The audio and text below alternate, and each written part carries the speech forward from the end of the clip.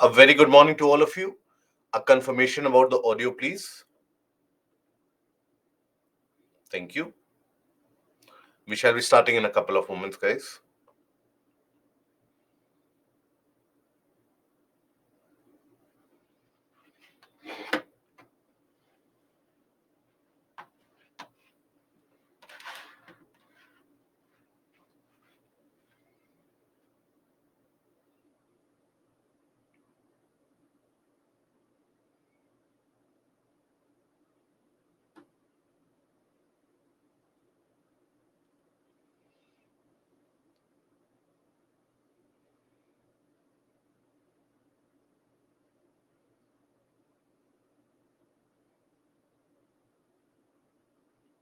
No, Manoj and Dipinder will have only one session.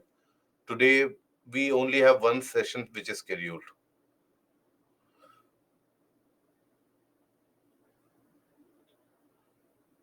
Chandu, yes, the transform boundaries don't create or destroy any feature. But then when they move against each other, there is a resistance offered, and then they have to overcome that resistance in order to complete that move. So whenever they try to overcome that resistance, that is what gives rise to earthquakes.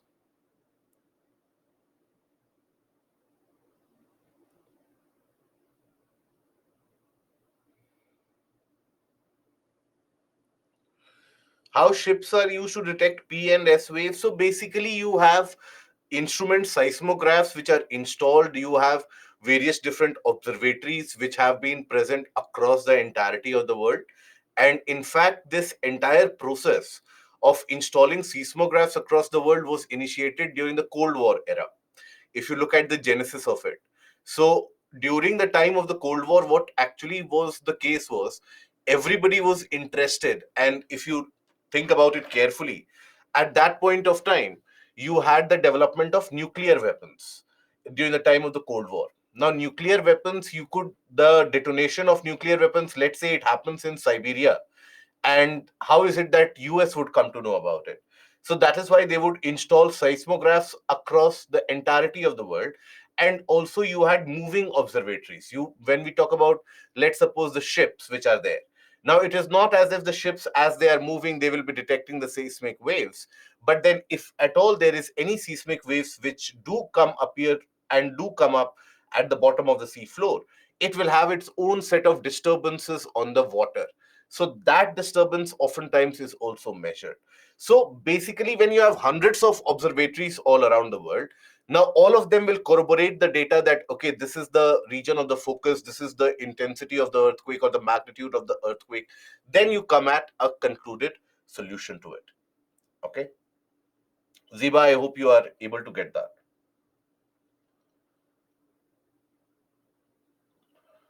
Can we bypass or manipulate the seismograph? No. It measures any vibrations on the ground surface.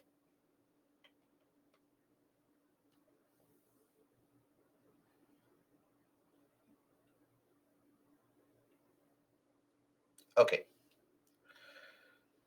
So, hello everyone, and welcome to another session of geography, another session of geomorphology, where we shall be furthering our concept about the aspects of earthquakes, volcanoes, and then eventually we shall be moving ahead to understand the types of folds, faults which are created, and also when we talk about the different types of landforms which get created by the exogenic forces. Exogenic forces, as in the forces acted by the river movement, the forces acted on when you have the glacial movement. What are the different types of landforms created by each one of them?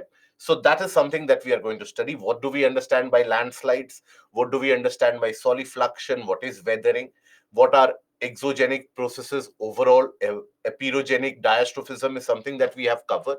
So that is something that we are going to cover. And today, what we are also going to do, will try to do, is that we are going to try to discuss few of the answer writings, that how to create the answer. Either today or by tomorrow, we shall be discussing the mains PYQs of the portion of geomorphology, and we shall be taking the questions up for discussion. Now, yesterday we had been talking about the geographical distribution of earthquakes, the global distribution of earthquakes. there we saw that whenever we experience earthquakes mostly are observed and experienced across the plate boundaries.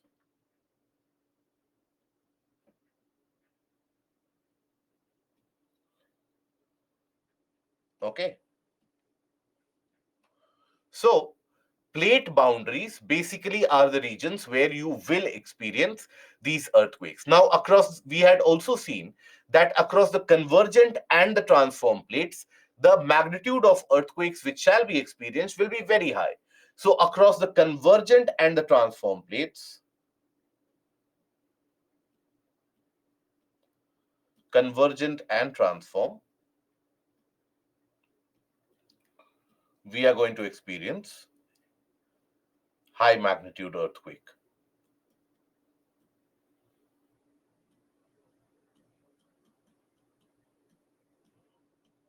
right? Whereas across the region of divergent plates, we experience milder earthquakes.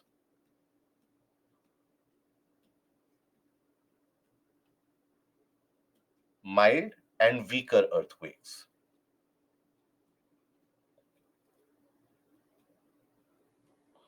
Okay. Now, this is something that we had seen. We had looked at the plate boundaries.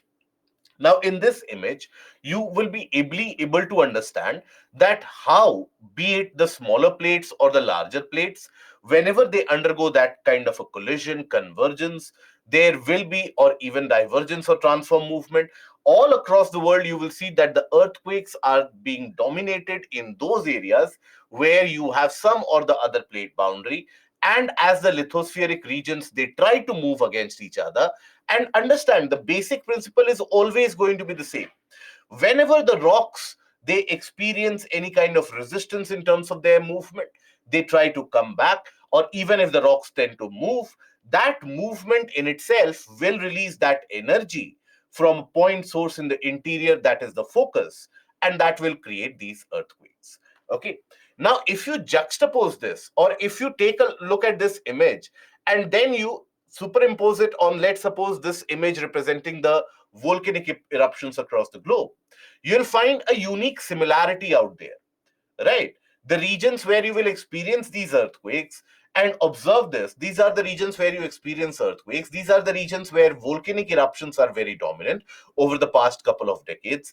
So you will understand that the only difference is the Mediterranean Himalayan belt.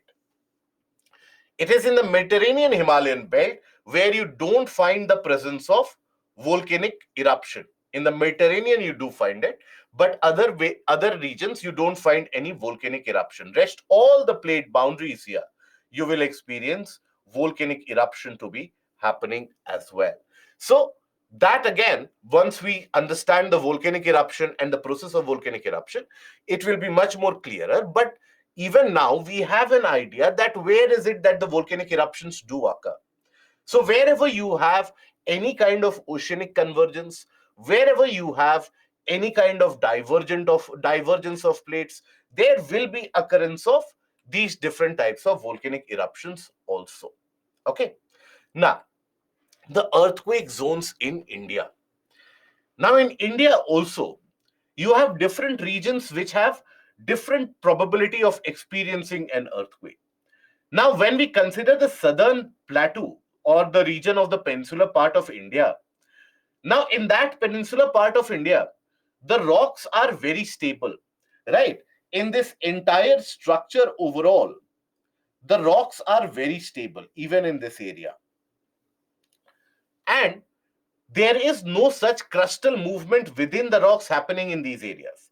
So that is why these are the regions where you will not experience earthquakes, and these are the areas where the expectation of a massive earthquake occurring, etc., are absolutely low. So here, the earthquake zones of India are classified from zone 2 to zone 5.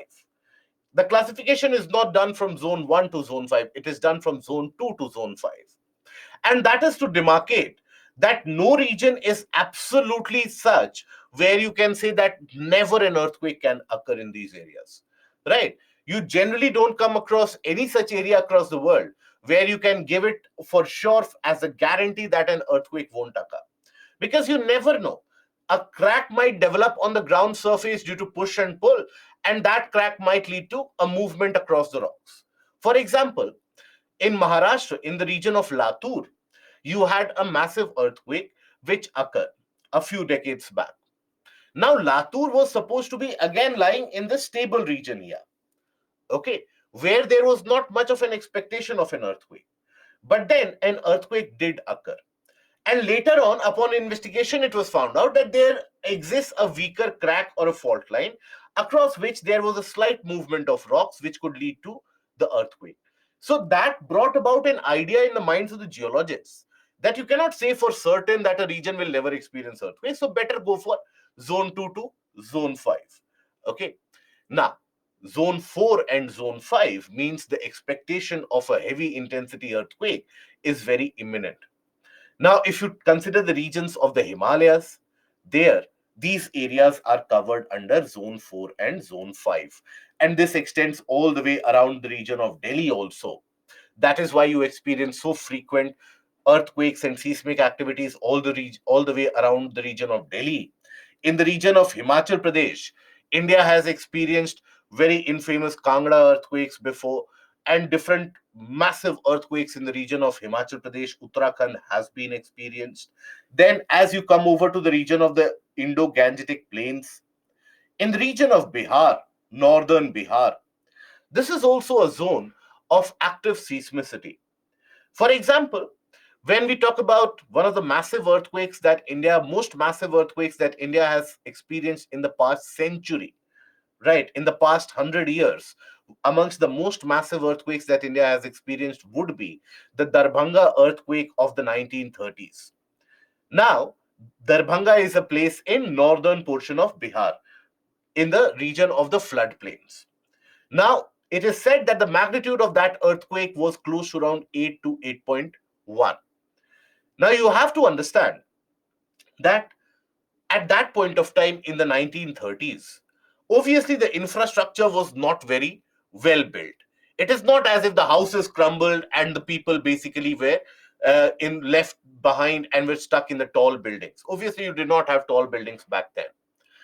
But then the region around Darbhanga, or that is the case with almost all the floodplains, that when we talk about the floodplains, there is significant deposit of sediments, right? So the land in itself will have significant deposit of sediments.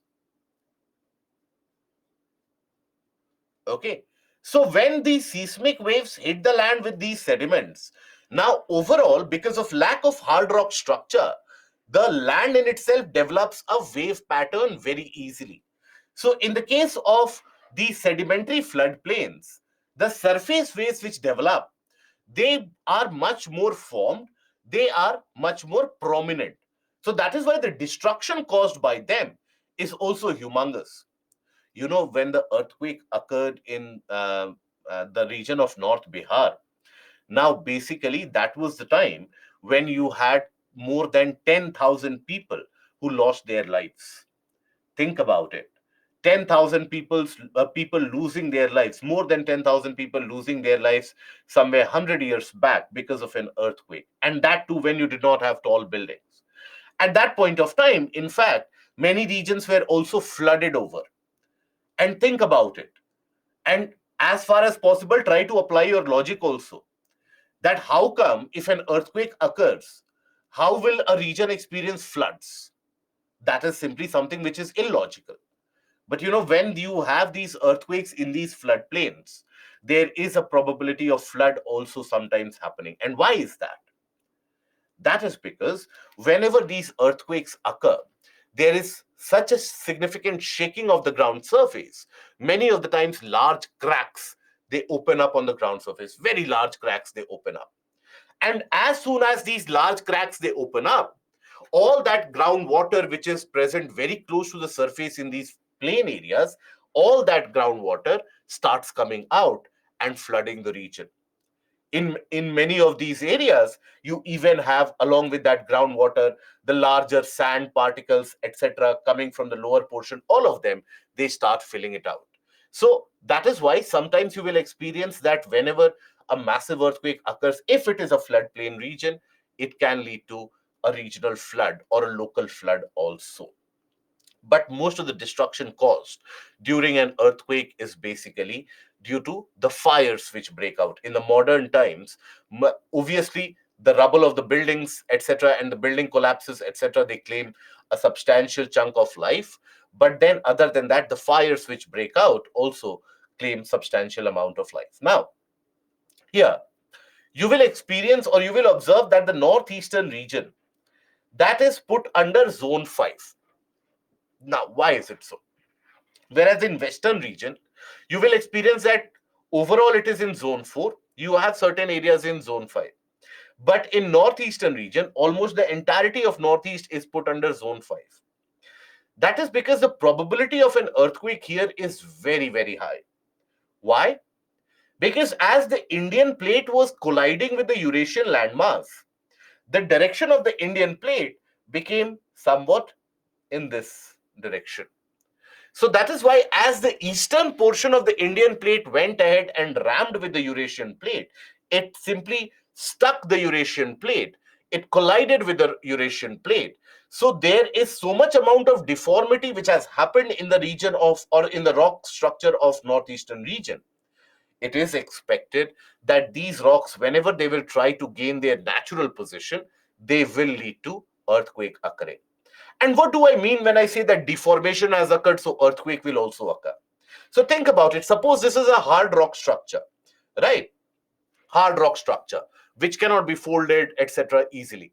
Now, if there is a pressure which is applied, significant pressure, let's say the rock gets deformed. Okay, right? So the rock gets deformed. Now, if you suddenly remove the pressure, the rocks will try to come back to their original position. Or otherwise also, once the rocks are deformed, they will always try to regain their natural position. So let's suppose, due to some instance or the other, the rocks, they overcome the resistance and they try to come to the normal position. Immediately, they will trigger massive earthquakes. And also remember, we talked about the fact that there is a crack which has developed in the region in front of Shivaliks also. I hope you remember that discussion when we were talking about the formation of Himalayas. We talked about the fact that how in front of the Shivaliks also there is a development of a crack which tells us that in the coming few years there is going to be a fourth range of the Himalayas also going to come into the picture. So even those regions are active seismically. So Assam earthquakes, you would hear very frequently about this region in Assam has experienced an earthquake, that region in Assam has experienced an earthquake. So that is mostly happening across the crack which has developed in front of the Shivaliks. Even these earthquakes, by the way, earthquakes occurring in the plain region here, other than this area. So in these areas also, it is basically the crack which has developed in front of the Shivaliks, right? That is causing these massive earthquakes. Other than this, one of the most prominent earthquake zones of India is Gujarat. Why? Because Gujarat lies at the boundary of three different plates: the Arabian plate, the Eurasian plate, and the Indian plate. So whenever there is any kind of movement with respect to each other in any of these plates, it will lead to release of energy. That is why Gujarat historically has been experiencing a lot of earthquakes. And mind you, just so that you don't get overtly complicated or confused by this, but just if you have that scope in your mind to imagine something, so understand that sometimes when you have such massive rock structures which are undergoing movement with respect to each other, many of the times as they are moving, and think about it, you have kilometer thick rocks which are rubbing against each other. So as they are trying to move, many of the portions of these rocks will break down. It is expected many of the portions, protrusions of the rocks, they will break down, they will be shaved off by each other. So sometimes that creates gaps on the surface, and through those gaps, existing land areas, they can suddenly sink down, right? Or in certain areas, due to the movement, certain rocks might get pushed up. So In the 1800s, early 1800s, in the entire duration of the 1810s, you had such a massive earthquake which occurred in the region of Run of Kutch. Some portion of the land simply underwent subsidence. It simply sunk down because as the rocks were adjusting themselves, they got a crack on the surface, and a portion of the rocks or the land surface simply sunk down and fit in those cracks. And simultaneously, and this is the more surprising part, simultaneously, there was this occurrence of earthquake in the Run of Kutch area in Gujarat again at that point of time itself in the 1800s. Now that also led to emergence of a land from the region of the water body. So that land was pushed up as the rocks were trying to readjust themselves. So you had creation of a small island of sorts. So that is how when the earthquakes they do occur, the land portion or the surface portion always tries to rearrange itself. Okay, so this is the reason you should ideally be aware that which are the regions which are very prone to earthquakes in India, and what is the reason for that. Why is it that earthquakes occur in these areas? So, in the region of Gujarat, because it is at the boundary of the three plates, in the region around the Himalayas, again at the boundary of Indian and the Eurasian plate, hence you have these earthquakes which occur. Okay. Now, then after that, we come to the portion of induced seismicity or induced earthquakes. Induced means earthquake which has not occurred absolutely naturally, but the earthquake which has been observed or which has occurred due to a particular process or human intervention. Now, earthquake due to human intervention basically means that some of the activities that we carry out has led to the shaking of the ground surface. That is also an earthquake. Shaking of the ground surface is an earthquake after all. Now, how do you detect that? So when you have one of you had asked the question also, that difference between the natural earthquakes, how it is recorded in the seismographs, and when you have such artificial shaking of the ground surface, how it is recorded in the seismograph. So there's a difference for that. For example, if you observe the seismographical readings, for example, let's suppose this is a seismograph. Let's suppose this is also a seismographic reading. Now, in case you are going to experience a natural earthquake, right? So the seismograph will show you that the rocks have started moving. There is some movement which is experienced. And then you have these massive earthquake shocks which are received, and then the rocks try to readjust themselves, right? So in natural seismographs, you will be able to detect that trend. But in case, let's suppose there's an artificial, it is not natural, but an artificial shaking of the ground surface, either by a bomb explosion, either by other factors of induced seismicity, you will observe something which is like this.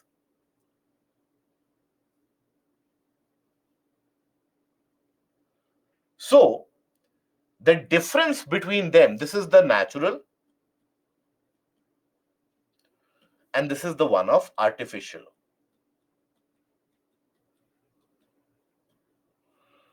So the difference between them is, as you can spot out, in the case of an artificial shaking of the ground surface, you will be able to record that there is just a slight variation which has happened here. The rocks have not tried to pre-adjust before that movement. The rocks have not tried to readjust after the movement. No foreshocks, no aftershocks. You just have that main event, right? This is how you detect that something fishy has happened, which has led to the shaking of the ground surface.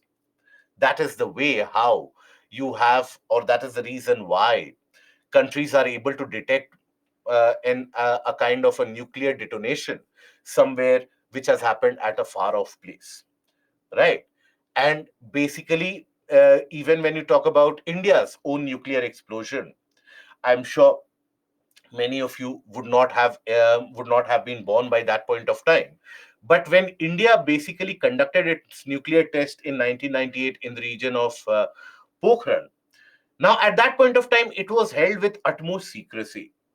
But then, as soon as the test was conducted, within a few minutes, the world came to know about it. How is it that the world came to know about it? Is it because of the fact that immediately you had the US Geological Survey, all of them, the releasing the data that, okay, the nuclear explosion has happened? How did the world come to know about it? Was the sound of explosion so loud? Or was it the case, as you show, as you see in the various different movies, that you had the various different spies who would report it to their base headquarters? So the case is, you get to know it by studying the seismographs. The seismographs which you have basically installed across the world. Now that detects this slight variation, slightest of variation.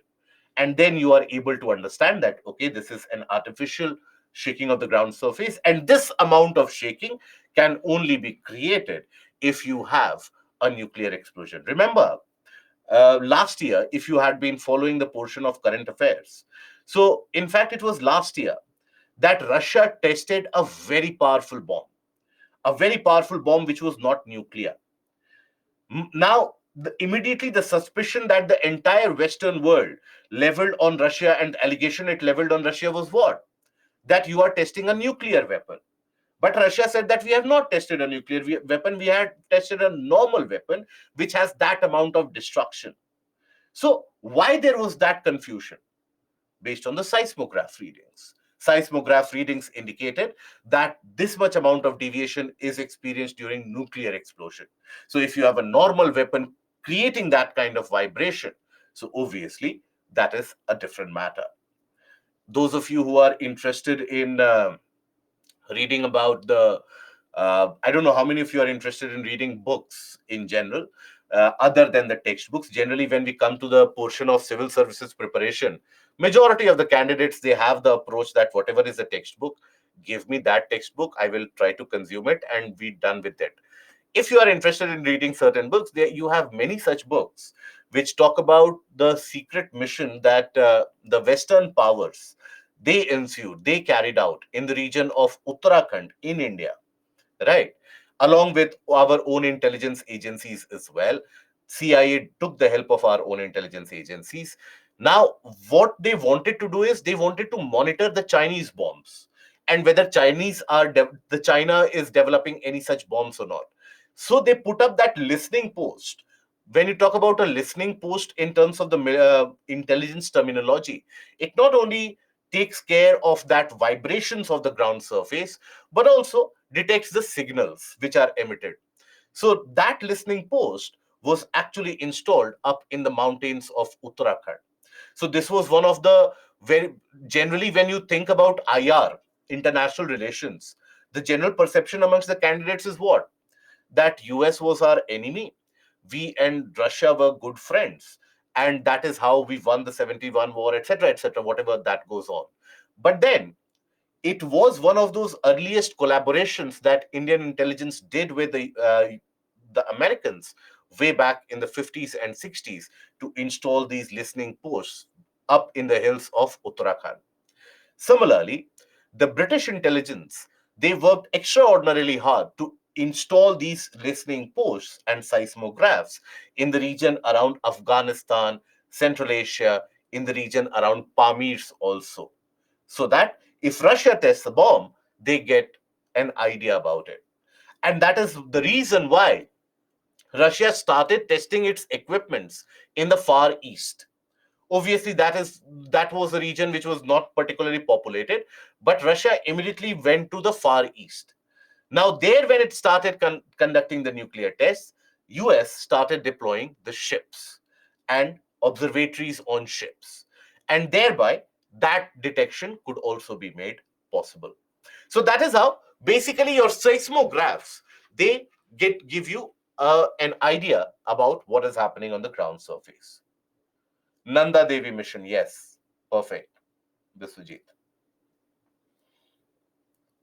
Can landslide in Himalayas cause earthquakes? Chandrajyoti, in fact, I would argue that earthquakes in Himalayas can create landslides. It is the other way around. Now, let us take a look at the factor that how we humans, we do induce seismicity. we create seismicity or earthquake like events in certain parts. So, first of all, during hydrocarbon extraction, hydrocarbon oil extraction. Now, I'm sure many of us are not aware that how oil is extracted. Many of us, we hear about the terms oil wells, etc. So we think it is like a normal well where you simply put a pump, you get the oil out. But the immediate initial extraction of oil. So when you explore oil, initially you have to ensure the supply that it comes out from underneath the ground surface, and then you can regulate it with the kind of flow. But that initial coming out of oil and gas, that is explosive in nature, very, very explosive. That is why at the region of the oil sites, and in case you have worked at a region of an oil site or an oil rig for that matter, in the initial stages of drilling, it is always considered to be very dangerous because there are so frequent explosions which keep on happening.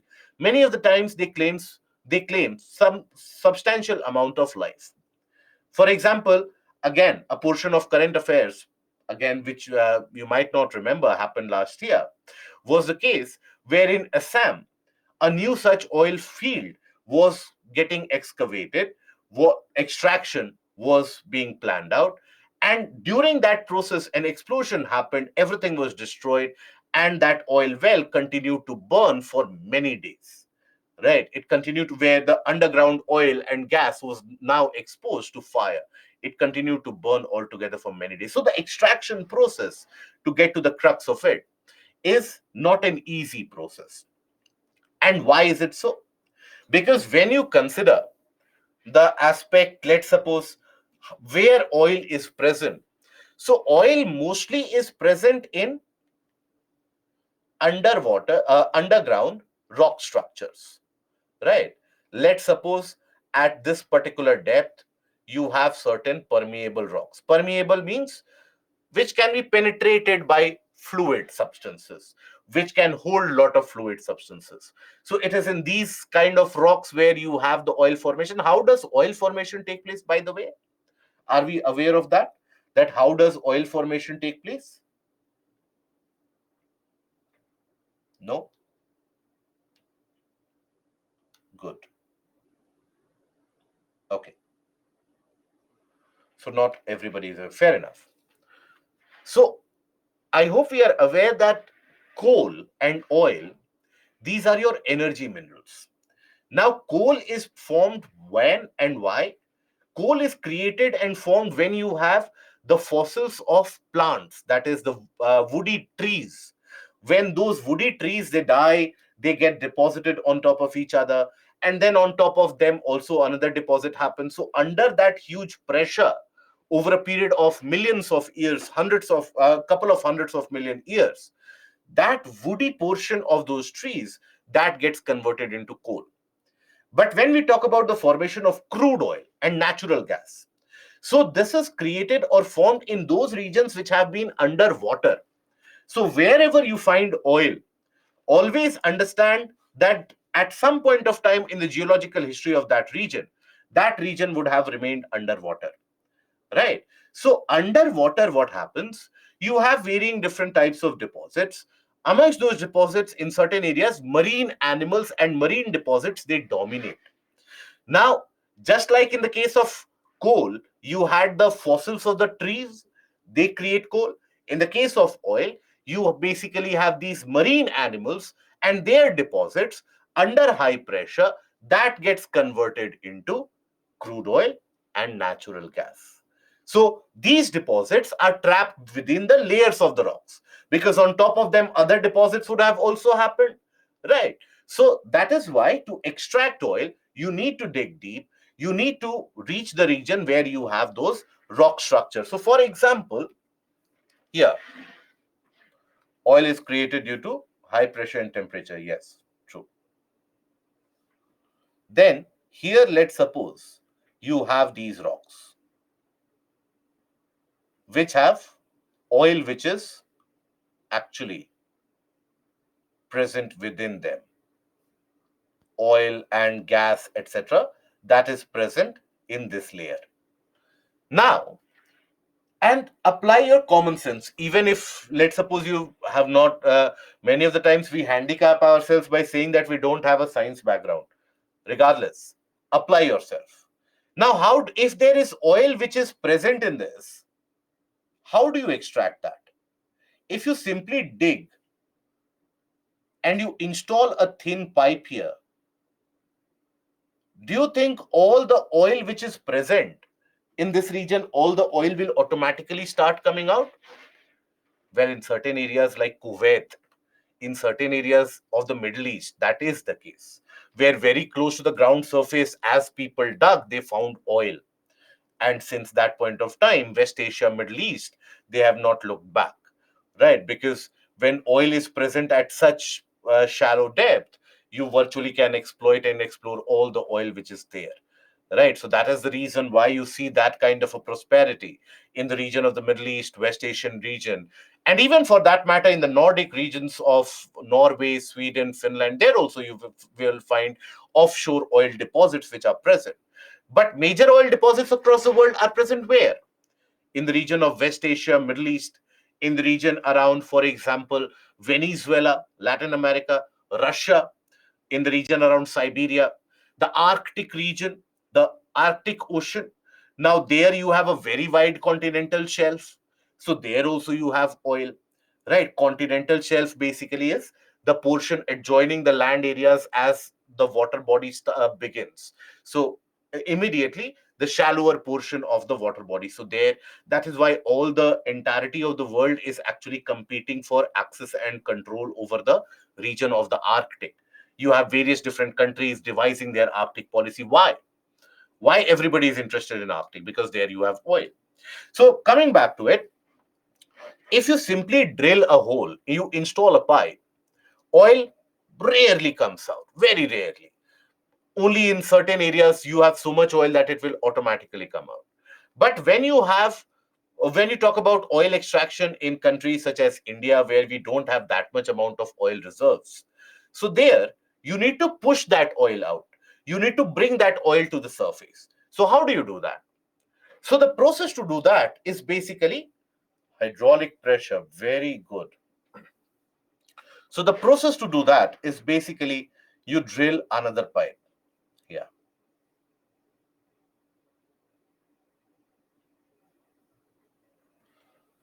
Right. Many of the times it is actually in a much closer vicinity. So here, from one region, you provide high pressured water and air, very high pressured air and water, right?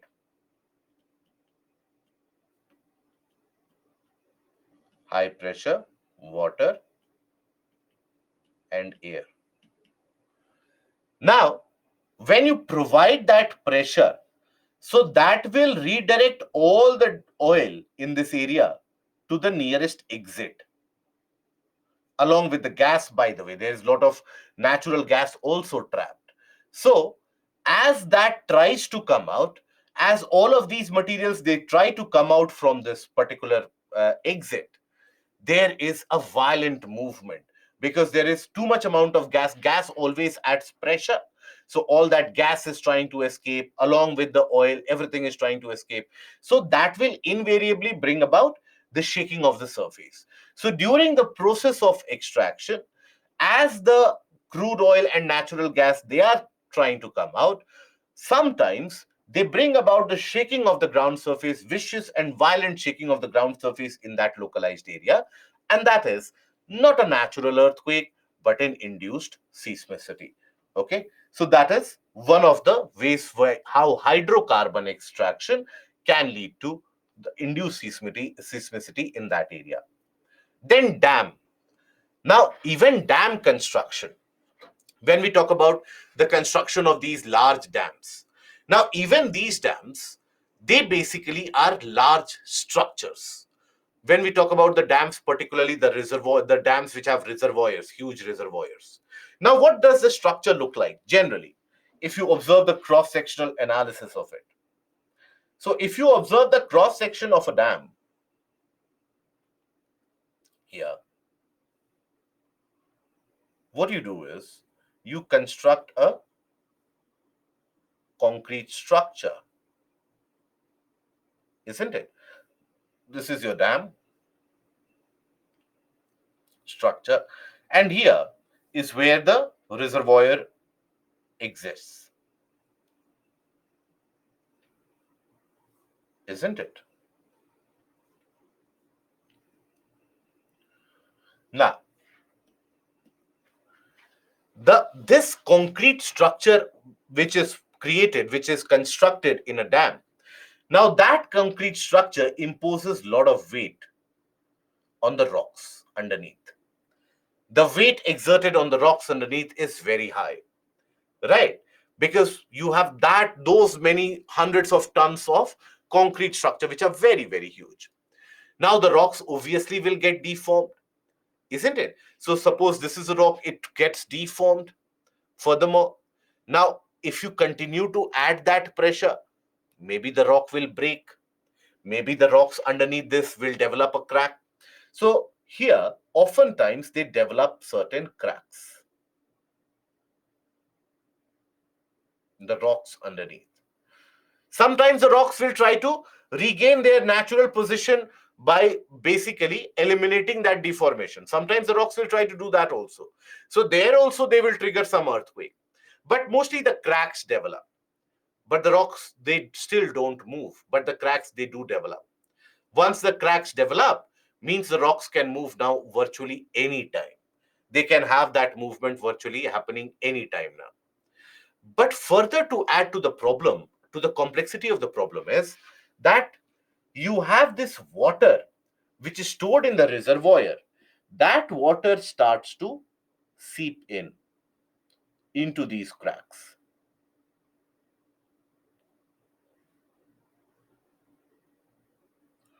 Okay, that water starts seeping into these cracks. And then what happens? When you have cracks within the rocks and there's water in between, earlier it might have happened that the movement would not have been smooth. But now there is a kind of a lubrication which is provided. Now the rocks will try to slip against each other. And whenever they will try to slip against each other, it will trigger earthquakes in the process of it. That is why in regions which are very prone to earthquakes, it is always suggested and advisable never to construct large dams in those areas, because that can virtually mean a disaster.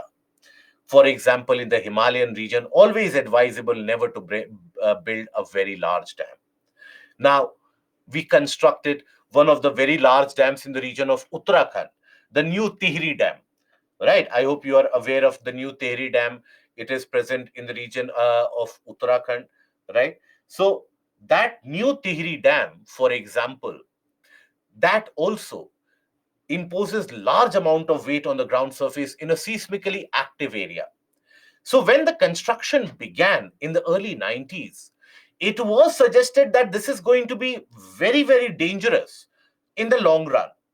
It might impose such a weight on that critical rock system that it might break those rocks or it might lead to earthquakes happening. And the very strange aspect of it, or the coincidence, weird coincidence about it, is the fact that in Uttarakhand, as the construction began, Uttarakhand experienced a massive earthquake. But that earthquake was not because of the process of construction or because of the dam. It was because of a natural condition and a natural process. But that tells you the vulnerability of that region. The dam was constructed and minor earthquakes have happened, but the dam structure is still solid and strong. But God forbid, if a massive earthquake is triggered because of the dam there or in the region around the dam, immediately the structure will break. And you can imagine if the dam structure breaks, you can imagine the flooding which will happen from the hills of Uttarakhand all the way till the region around Haridwar. That flooding will be very predominant, and even further downstream across River Ganga, that flooding can be disastrous. Millions of people will be impacted by that. One of the examples of this is also what is referred to as the reservoir induced seismicity, or RIS.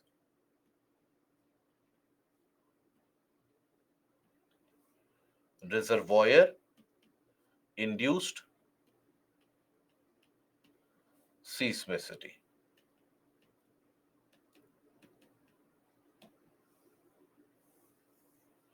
Okay, so the seismicity, which has been instigated or initiated because of a large reservoir and a water storage. So, for the example that you observe in India is that of a Koyna Dam. Koyna is a river which is a tributary of river Krishna. Now, on Koyna River, also a dam was constructed, which instigated an earthquake in the local region. So, Koyna Dam earthquake was is an example of that.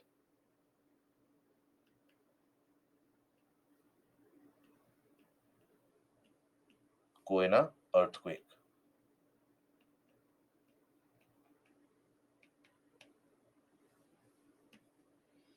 Okay, Koyna is a tributary of Krishna.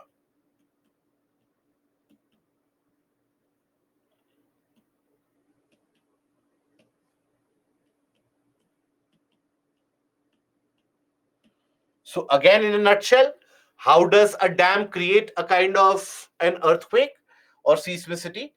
The weight imposed by the dam structure deforms the rocks in such a way. Many of the times, the rocks try to regain their original structure, leading to shaking of the ground surface. Many of the times, the rocks develop a crack, and then there is slight movement happening across the cracks, again instigating massive earthquakes. So that is how earthquakes basically are experienced time and time again. Now, then mining operations. Mining operations also bring about substantial amount of shaking. For example, those of you belonging to the mining towns of the country, you would be very much familiar with that. But those of you who are not from any of the mining towns of the country, mining towns as in where mining is the primary activity or the main activity which is carried out. So there, in all those mining towns, for example, if you have to mine certain minerals which are embedded within the rocks, how do you do that? Do you send a guy with a chisel and a hammer to keep on beating and hitting on the rocks so that whatever rocks are accumulated, like how they showed in the older movies, they would carry on their head and they move around? Or do you think simply a modern excavator will go through, ram through the rocks, and then will carry the rocks away? No. The first process of that is weakening the rocks. If you have a large rock structure consisting of very different types or a kind of a mineral such as, let's say, coal or something like that, now you need to break that large rock structure, which might be 1 kilometer in its dimension, 1 kilometer by 5 kilometer in its dimension. You need to weaken that rock structure. Only then the small parts of it will separate, and from there you can bring out the coal or whichever iron ore, whichever mineral that you want to extract. So, in order to do that, in order to weaken the rock structure, you carry out controlled explosions. With the help of TNT and dynamite, you carry out controlled explosions.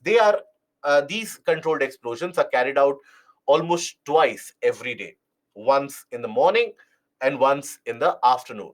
So, whenever it is carried out, immediately it will lead to the shaking of the surface because of that explosion which is carried out. So mining operations, they also lead to periodic shaking of the ground surface. Yes. So every day 1 p.m. to 2 p.m. Yes. So some in certain areas you will observe that the timing is fixed at 3 p.m. 2:30 p.m. to 3 p.m. in the afternoon, 10 a.m. in the morning. In certain areas it is 9:30 a.m. in the morning and 2 p.m. in the afternoon. So it varies from region to region. Okay.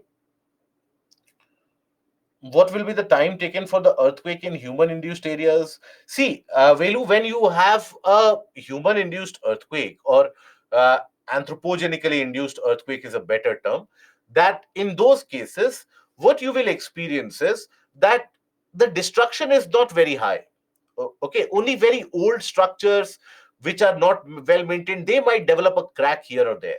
So even the vibration won't be felt very far away from the distance. You are carrying an explosion on the surface. That is why in the other region of the surface you are experiencing that shaking of the surface. But shaking of the surface, earthquake, hence induced seismicity. Okay, so immediately, almost immediately, you will experience that shaking. Okay, so this is basically controlled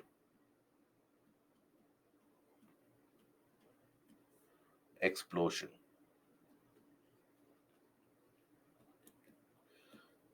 Also happens in stone quarrying. Absolutely, yes. Any kind of mining operation, you do observe this. Okay.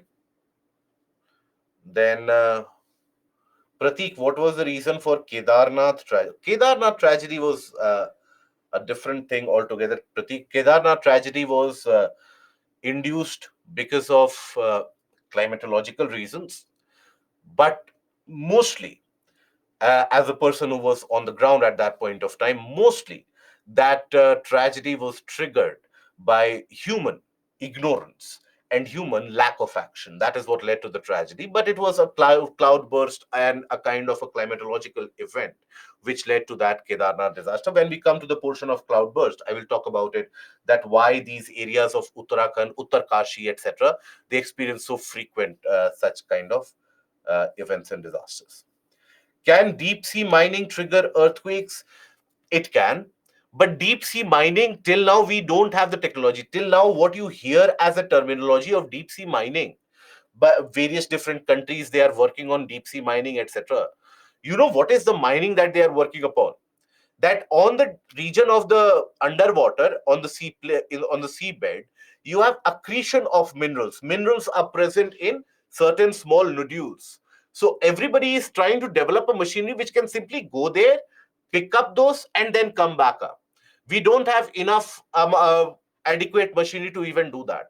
So till now our technology is not even thinking of that era when we will be going to the deep sea and then digging up and then mining. No, we are simply thinking of going to the deep sea at the seabed, picking up some sample and having the ability to bring that up economically.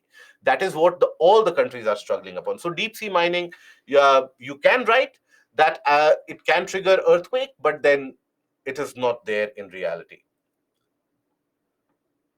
Uh, what are the source of natural earthquakes except volcanoes or and plate movements? So sometimes what happens is that when you consider the portion of, let's suppose there is tensional or compressional force which is acting on a rock surface or a larger area, there also faults can develop, cracks can develop. So if there's movement of rocks across these cracks, that can also trigger earthquake.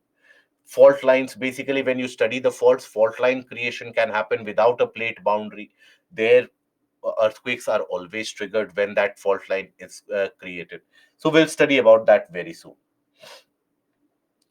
Ambani has done one in Andhra Pradesh regarding hydrocarbon. That is oil exploration. That is not deep sea. Oil exploration is never carried out in deep sea. Right. We will talk about the portion of the ocean relief when we come to oceanography. But just to give you guys some amount of idea, that when you talk about the oceanic areas, oil is present majorly in the oceanic areas.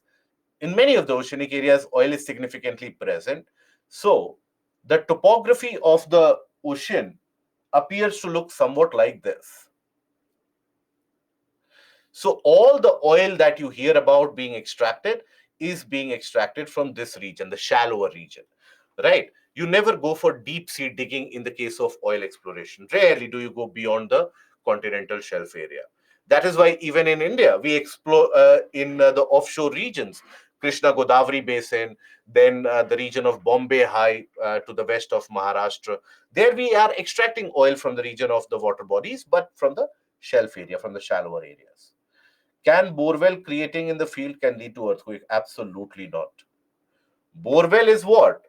Borewell is basically observed right closer to the surface, right? So how deep a hole will you dig in the case of a borewell? At max few hundred feet. That's it. 100 feet or more. So and you don't dig that large a hole to create that kind of an impact. Why there are ridges only at the middle of the oceans? You have to look at the problem statement other way around. It is not as if the ridges are always present in the middle of the ocean. It is the case that these ridges, they become centers of active volcanicity. So even if they are present, let's suppose in the case of the land areas, as the land is trying to move away, so there itself immediately volcanism starts happening as the land separates, small water body gets created. Now then when the ridges they get created, they will expand the sea floor. So after a few million years, the sea which will be expanded, the ridges which are the center of that creation of the new sea floor, you'll find it in the central region, but not always the case. Look at the region of the East Chilean rise or the East Pacific rise or the Chilean rise, where you have the Nazca plate and the Pacific plate. There's a zone of divergence. It is not in the central portion of the ocean. Observe the entirety of the ridges, oceanic ridges present around the region of Antarctica. Those ridges, in fact, and the volcanicity in those ridges is responsible for movement of all the continents of the Gondwana land away from Antarctica. It is not present in the center of the ocean. Okay. Pratik, marine environment is prerequisite for oil production. This means Assam region was submerged in water in past. Yes, absolutely yes. Vishal will talk about that ocean detail in the portion of oceanography. Biswajit, why Pakistan was drilling in ocean in search of fuel? You never know what gives you hope before examination when you have not studied anything. If someone gives you a chit, immediately you take it up or you grab it up, isn't it? You want to have shortcuts. Then, right,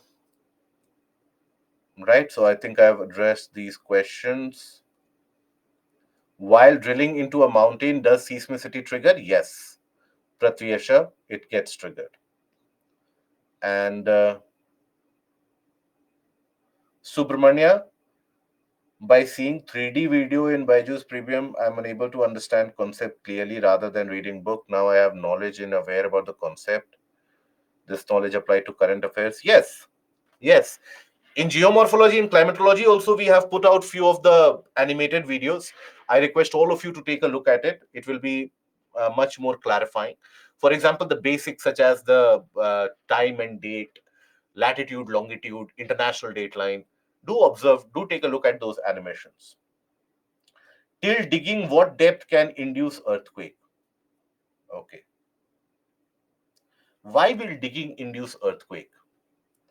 Why do you guys get an idea that digging will induce earthquake?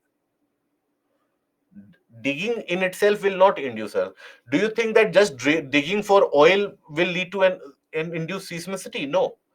In the region of oil extraction, only because all that oil and natural gas is trying to come out, that is why you experience seismicity, not otherwise. Simply digging a hole into the ground, why will it induce earthquake?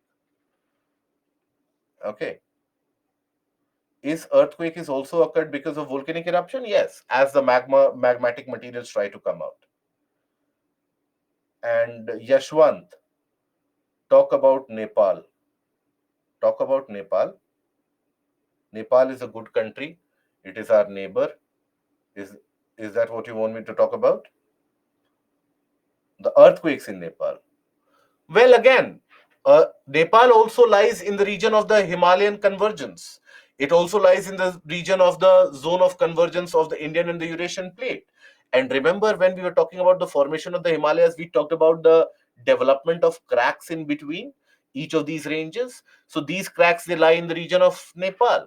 So any kind of movement which happens in these areas will trigger an earthquake. Okay.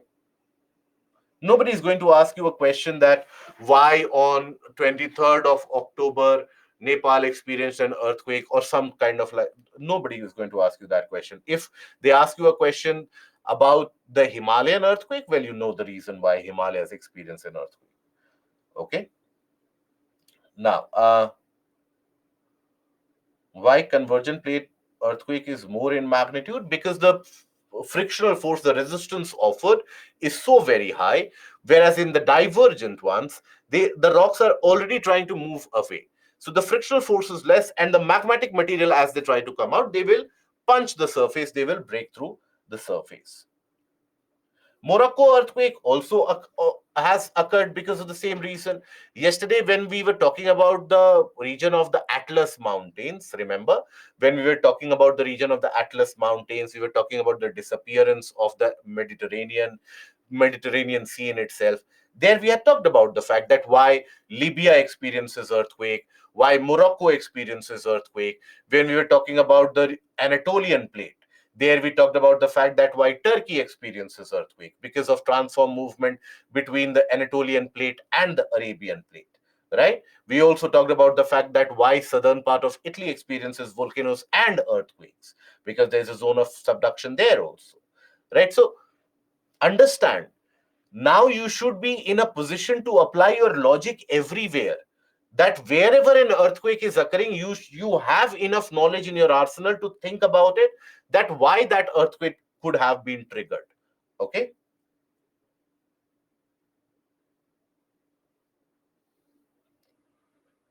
uh, why Himalayan region experiences earthquake more?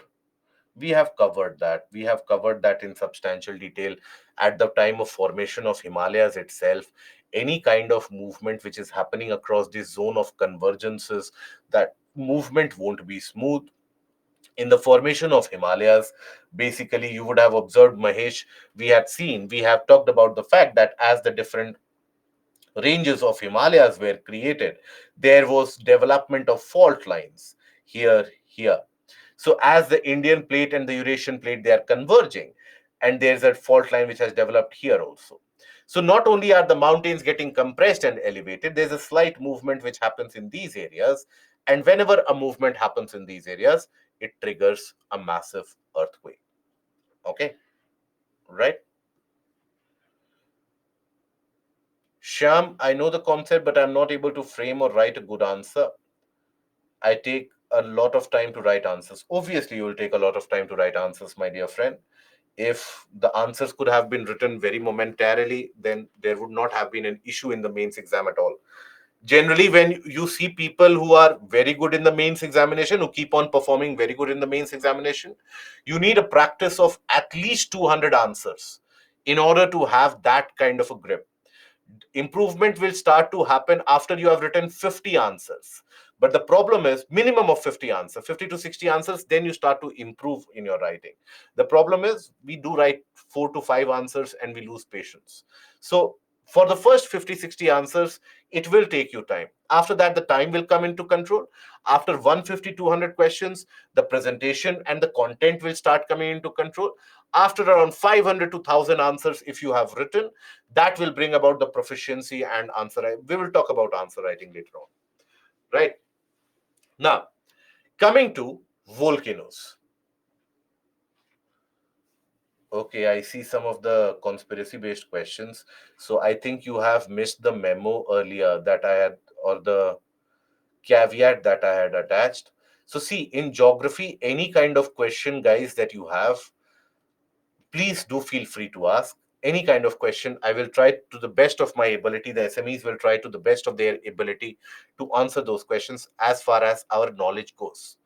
But there are certain areas which is absolutely a no go, where if you want to consider it, think about it, that I'm so illiterate, or we all are so illiterate, we don't have any clue about it. So if you have problems in the conspiracy theories of Bermuda Triangle, the conspiracy theories of Kailash Mountain, and also the formation and creation of Ram Setu between India and Sri Lanka.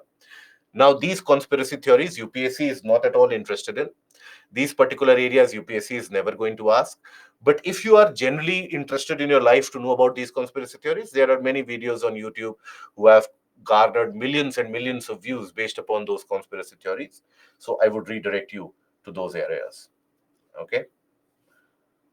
How many answers I need to write before the mains examination? Generally, ideally, it is suggested that go beyond 200 to 250 answers. If you want to put a fight, if you just want to be one of those guys that I appeared in 3 mains, I appeared in 2 mains and did not qualify any of them, then fair enough, go without answer writing also. But if you want to be that guy that if I have appeared for the mains examination, means I have to get through to the merit list, this is an opportunity for me, go there with at least 250 answers at the back of your mind that you have written, so that you are in that kind of a flow. It is true, Shyam. Now, coming to volcanoes. Now, volcanoes and volcanic eruptions, they basically have been experienced on the planet Earth ever since the time of its formation. Now, they represent some of the most picturesque, visually appealing images and visuals that you will come across in the entirety of the world. Fire bellowing out from the interior of the earth, molten materials coming out, and lot of smoke, plumes of gases exiting at the same time. Now, that created such an impression on the mindset of many of the humans at that point of time, wherever they experienced that. Many of them, they basically had the similarity of hell to the region of these volcanic eruptions. But these volcanic eruptions, they happen almost everywhere across the world, or they have happened almost everywhere across the world. It is these volcanic eruptions which lead to the formation of newer rocks. These volcanic eruptions which lead to the creation of newer land. These volcanic eruptions which bring the minerals from the interior up to the surface. So these volcanic eruptions are important for many of the processes on the planet's cycle also. Now, these are basically landforms. Now, one thing I want to make clear before we initiate the discussion of volcanoes, that many of us, when we consider the volcanoes, we think that volcanic eruption, as is in the image, volcanic eruption happens from the top of the mountains. And that is where molten materials come out. But it is not the case. Okay. So, generally, when the volcanic eruptions happen, they happen through a crack in the ground surface, right? And molten materials which are present in certain region. Let's suppose this is the region of which consists of the molten materials, this in this area. Now these molten materials, they are known as magma. Molten materials, when they are in the interior, they are referred to as magma. And this is entirety of it is also known as magma chamber, or the chamber where you have all the magma. Now, generally from these cracks or the weaker portion of the crust, the molten materials along with gases, they do come out. And they do come out and they start spreading over. They solidify in the process. And in that process, they end up creating a kind of a conical mountain-like formation. So understand, it is not the case that the volcanoes will erupt from the mountains, but rather the volcanoes end up creating volcanic mountains in the entirety of the process. Once the molten materials, they come out to the surface, after that it is referred to as lava. Okay. Once they come to the surface, once they appear to the surface, then they are referred to as lava. Now, here we are going to study about the volcanoes, the types or the classification of volcanoes based upon the landforms created, the classification of magma based upon the chemical properties of magma, and also the intrusive volcanic landforms which get created, the shapes of them and their names, right? Volcanic hotspots, mantle plumes, that is something that we are going to cover. Now, whenever a volcanic eruption occurs, a lot of gases are released. In fact, it is these gases which provide that pressure, and with that pressure, the molten materials, they come to the surface. Many of the times, underground, if the gases are not present, now they won't provide that pressure to the molten materials to rise up. That is why you will come across scenarios, or you have instances where you have molten materials present in the interior, but they are unable to come to the surface because there is no such pressure which will help them break through the surface. So gases are very important for volcanic eruptions. Now, if you have a query why gases are there in the interior, so remember what we talked about at the time of the formation of planet Earth itself.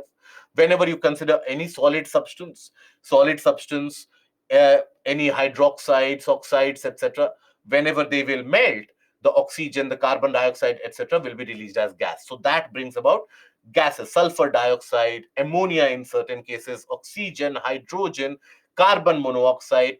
All of these are the prominent gases that emerge out of a volcanic eruption. But the most dominant gas which exits during a volcanic eruption is actually water vapor. Water vapor is the most dominant gas which is released. Now, based upon how frequently does the eruption happen, volcanoes are basically classified into different types, that is active, dormant, and extinct. So here, They are classified as active, dormant, and extinct based upon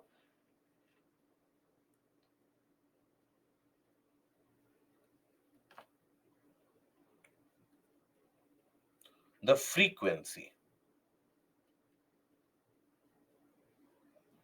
of eruption. So you have the active volcanoes. First of all, the active volcanoes. Active volcanoes where the eruption is expected to happen frequently, right? Where the eruption might have happened, let's say within the past 10 years or the past 20 years, and there's probability of another eruption happening very soon after, or it continues to happen every 20 years, 30 years, or maybe every year also. So that is the case of active volcano, right? India has got only one active volcano. And what is that? That is Barren Islands. Barren Islands is the only active volcano which is present in India.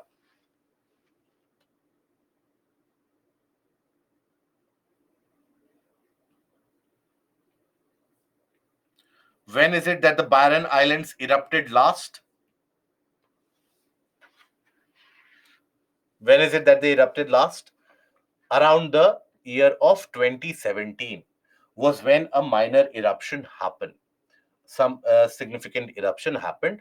Lot of smoke and some amount of molten materials they did come out, but it was the eruption which was not very massive. Before that, a massive eruption happened in 1995, before that in 1991. So eruptions keep on happening. You have other examples also. You have, for example, Tonga eruption, that is also active. Then you have Mount Pinatubo, which in the last 100 years is one of the most explosive eruption which has happened. So these are basically the active volcanoes where the probability is very high. Then you have a more dangerous type, that is dormant. Now, in the case of active volcano, you are expecting the eruption to happen, right? You are expecting this eruption to happen virtually at any point of time. So you are taking your due precautions. You are basically aware about that. But when we talk about dormant volcano, now observe in the vent here, this is your volcanic vent through which the molten materials they try to come out. Now here, as the molten materials, let's suppose they have come out, they would solidify, isn't it? Because they get in touch with the outside atmosphere, they will immediately solidify. And then here, even the molten materials which would be present in that vent, they would also solidify. They would also solidify into hard igneous rocks. So that volcanic vent is plugged, right? It is solidified. So you don't expect a volcanic eruption to happen. And then maybe after 200 years, after 300 years, after 400 years, in certain cases even after 500 or 1000 years, that region can erupt again. For example, Mount Vesuvius. Now Vesuvius is one such example where at the time of the ancient Roman Empire, Vesuvius erupted. Vesuvius was thought to be a kind of a volcano, or it was never thought to be a kind of a region which will erupt. But Vesuvius did erupt. Around 78 AD, Vesuvius erupted, and the entire region in its vicinity was completely consumed by it. And the towns, the settlements, and people, all of them were consumed in the volcanic lava. But then people understood that this is a region of volcanic eruption. They started taking their precautions. We will not go near that. We will not settle near that. 100 years passed, no volcanic eruption. 200 years passed, no volcanic eruption. 500 years passed, no volcanic eruption. 1,000 years passed, no volcanic eruption. So when something has not happened for thousands of years, you don't believe it anymore. You think about it as a part of a folklore, as a part of a fairy tale of something. So people settled on the sides of Mount Vesuvius again. But Vesuvius erupted again in the 1500s and again consumed all the settlement around it. So that is dormant. For example, Mount Kilimanjaro. Mount Kilimanjaro is the highest peak of Africa. I hope we are aware of that.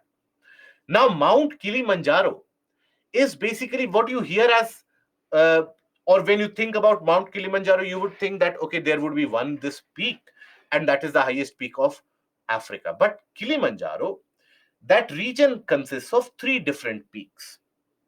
Okay. Now, they are created because of volcanic events. Now, as we have talked about in plate tectonics that the African continent is breaking apart, that is why you have such the deep East African Rift Valley. It is across that Rift Valley where you will find the presence of Lake Victoria, Lake Tanganyika. All these lakes are also present across as the land is moving away. It is in this process that you had eruption in Mount Kilimanjaro and creation of Mount Kilimanjaro also. But then, out of the three peaks of Kilimanjaro, majority of them have been created more than 200,000 years ago. 200,000 years ago. But there is a probability it might end up erupting again. Right? So that is a dormant one. Right? So that is an example of dormant volcano.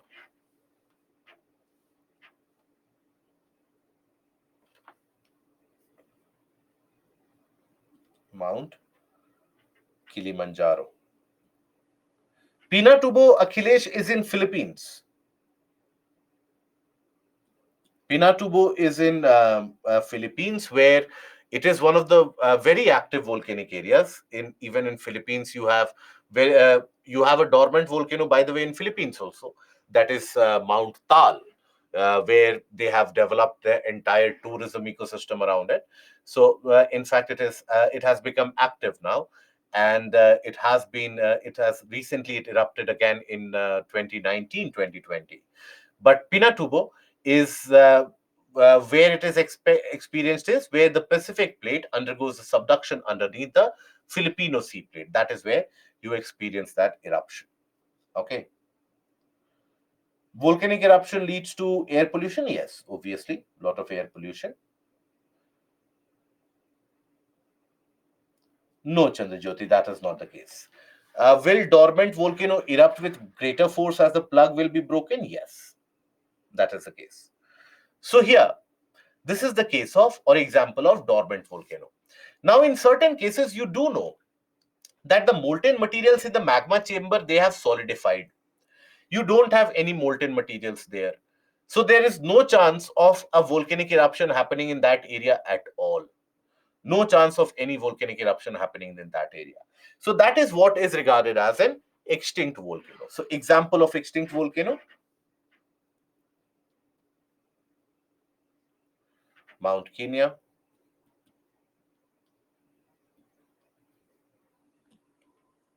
Okay, these are your examples of extinct volcano where the eruption is not going to happen again. Okay, now then basically this is active, dormant, and extinct. The classification is done on the basis of how frequently the eruption will occur. In the case of active, the eruption will occur with great frequency and within every few decades and is expected to happen in imminent near future. In the case of dormant volcano, eruption has occurred in that area previously, and there are chances of eruption happening in that region again sometime in the future. It can be distant future, near future, etc. That is a dormant. And extinct, no volcanic eruption will ever happen again there. It had happened once, one time back. Yes, Mount Tielson is also an example of that. Hawaiian eruption is a active volcanic eruption. Now, this is the anatomy of a volcanic eruption. So basically, you would observe that huge plume of gas along with the molten materials, they are exiting. And then as they come above the surface, where they are referred to as lava, that is when they solidify. Okay. Now, reasons behind the eruption of the volcano. So we do know till now what are the reasons for the eruption. Plate movements can be one of those reasons. So till now we have seen that it can happen at plate boundaries.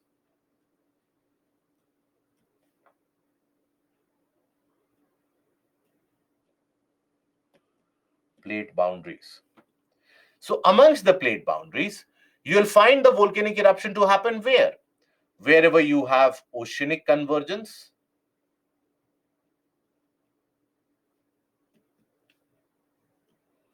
oceanic convergence. And when we say oceanic convergence, this is oceanic,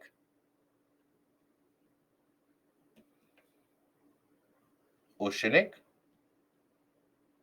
which leads to underwater eruptions, and oceanic continental.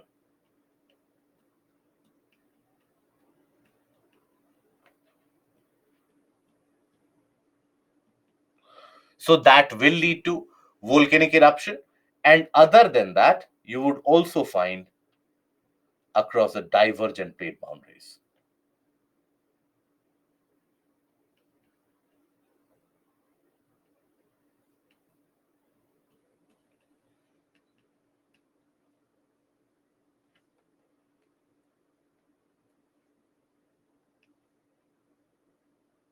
Right? So these areas, naturally you will experience lot of volcanic eruptions to happen. But then sometimes, even in the case of the transform faults, in certain cases, volcanic eruption can be triggered. When you have cracks which open up on the surface, sometimes volcanic eruption can be triggered even by that process. So how and why? Let us understand that. We do know by now, I hope we are aware of the mechanism, the images of this oceanic convergence and divergent plate, how they lead to volcanic eruption. So now let us take a look at how is it and why is it that sometimes the volcanic eruptions, they do occur whenever cracks open up or cracks are created on the ground surface because of transform plate movements, etc. So eruption of volcanoes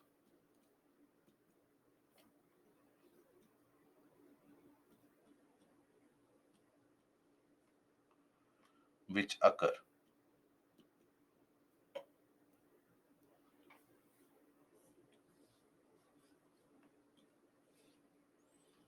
also happen sometimes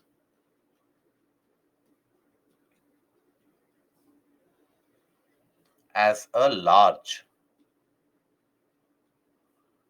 crack opens up on the ground due to transform movement of the plates.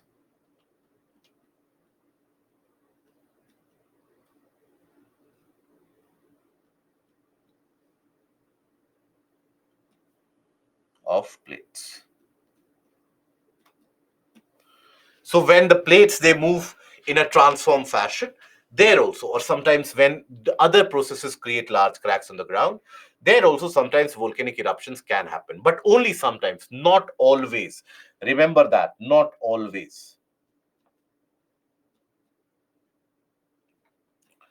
And apply your logic, listen to this carefully, why that can happen sometimes in certain conditions. So when you have a ground surface like this, we do know that as you go to the depth, the temperature, the pressure, everything starts to increase, isn't it? The temperature increases in what we refer to as the geothermal gradient.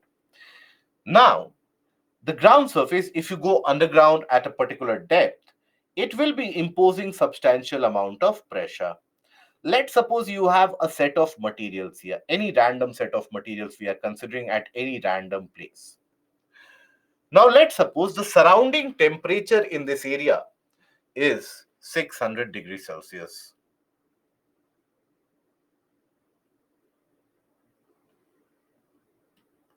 In the interior. Surrounding temperature, let's suppose is 600 degrees Celsius. Even though that is higher, but still let's assume. And let's assume this particular material or the set of materials, their melting point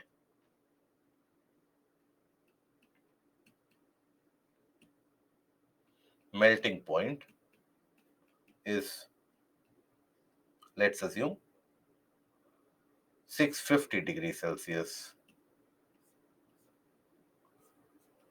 Now, in that case, these materials, will they melt? No. I hope we are able to understand this logic. The material in this case, will it melt? No, because the temperature required is much higher for them to melt. Temperature required is 650 degrees Celsius and the surrounding temperature is only 600 degrees Celsius. I hope we are able to understand this premise. Now, if we consider the situation where the ground surface over a period of time, due to the tension, the compression, various push, pull, etc., let's suppose the ground surface develops a crack.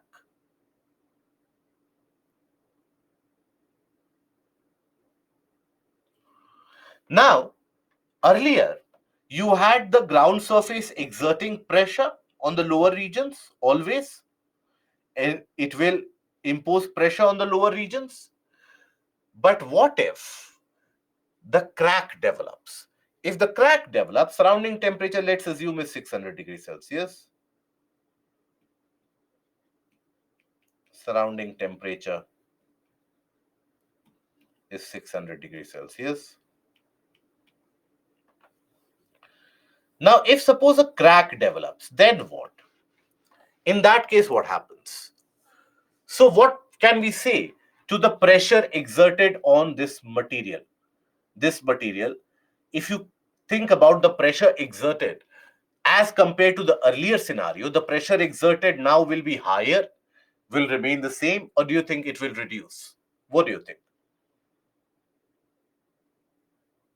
It reduces, isn't it? So, development of a crack means what? Reduction of pressure.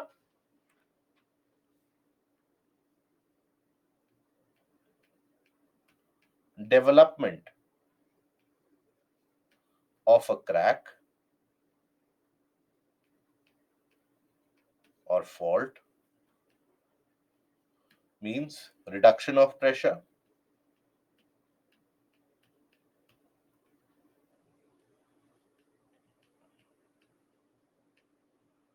Now remember, while we were talking about the interior portion of the planet Earth, we talked about that why the inner core is in solid state. We had our reasoning for them, that inner core, so much amount of pressure is applied from all the areas that it is unable to melt, it is unable to expand. So we had found out indirectly the relation between the pressure exerted on the ground surface and the melting point. If the pressure is high, the materials, they melt at a higher temperature, very high temperature. So if the pressure reduces, melting point also tends to reduce, right?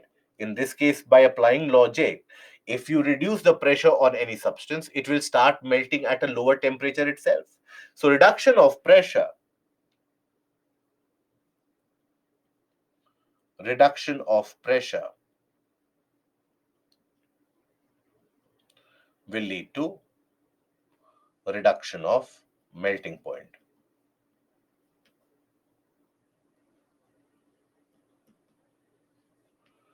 So let's suppose here also, by the reduction of pressure, there is reduction of melting point.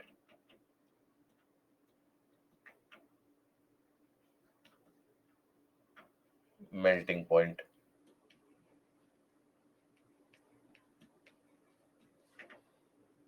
Okay. So if the melting point reduces, let's assume the melting point has now reduced to 600 degrees Celsius or maybe 590 degrees Celsius. Let's assume now the melting point is 590 degrees Celsius. So will these materials melt now? Obviously, yes. Not only will the materials melt, they will basically then, whichever gases, etc., are formed by the melting of that solid, that will try to exit through. So that is how sometimes you can have a eruption, or sometimes you can observe an eruption even across these transform plate regions. For example, to the west of Africa, you have the islands that are the Canary Islands. So there, near the Canary Islands, you have the La Palma, volcanic eruption. Now, La Palma is said to be present on one of these cracks, or the supply of magma happens through one of these cracks. So that can also lead to the process of eruption. But it is not always the case. Imagine the situation could also have been so that even after reduction of melting point, it is still not hot enough. Then also no eruption. Okay. Situation could also have happened that the melting point has reduced, but the surrounding temperature overall is very low. So then also nothing will happen. So it is not always that this will lead to a volcanic eruption, but sometimes where you have the development of a crack, this can always lead to an eruption. Okay. I hope that is understood. Now, after this, again, this is a detailing that you don't find in the reference books, etc. So kindly focus on the portion of the PPT itself. Now we come to the types of volcanic landforms. Now, when we talk about the volcanic landforms, depending upon the eruption, the type of materials which are coming out, the volcanic landforms created are also very different in their nature. They have different dimensions, size, properties, etc. They are very, very different. So when we talk about volcanic landforms, their classification is based dependent on the type of landforms which they create in the process. So we'll be studying them, each one of them. So for example, cinder cone. Cinder cone is a kind of a typical fiery cone that you observe where you have a structure somewhat like this. That is considered to be a cinder cone. Composite volcanoes, shield volcanoes, and you have lava domes. So these are your classification of the landforms. We'll take it up after the break. So we take a break now, and after the break, we take it up. So we can take a break of, I will not negotiate today. So we'll take a break of 15 minutes. After this week, I will then try to start negotiating. Okay, so take a break of 15 minutes and be back, and we will continue with the type of volcanic landform.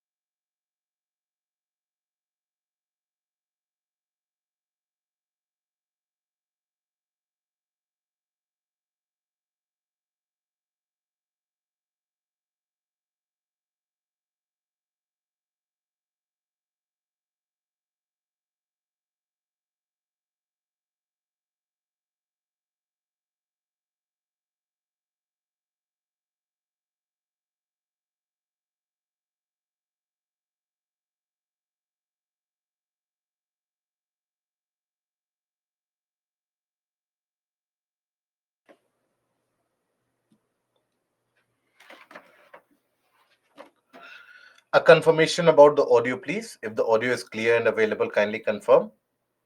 Thank you. So now we proceed ahead with the portion of the types of volcanic landforms. Yes, Ziba, that is correct. So, when we talk about the types of volcanic landforms, depending upon whenever the eruption happens, what are the landforms created as a result of those molten materials then solidifying? That defines these volcanic landforms. So, we start with, first of all, the cinder cones. Now, cinder cones are your typical, when you think about a volcanic eruption, the typical eruption that you come across, that is a cinder cone, right? It won't have a great height. Its height won't be very significant. And in fact, this might be when we talk about the entire process of formation. So initially, from the crack on the ground surface, the molten materials they will start to rise up. Here you have the magma chamber,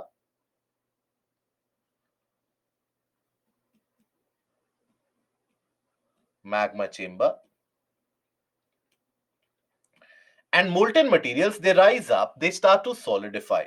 And as they would basically, here you have materials which generally do not end up flowing very, very easily. So even the magma is not very flowing in nature. I hope we are aware about the term viscosity, right? Viscous liquid, non-viscous liquid. At least you would have heard about it. Viscosity refers to the flow rate, or refers to that flow aspect of any fluid. For example, water is also a liquid. Honey is also a liquid.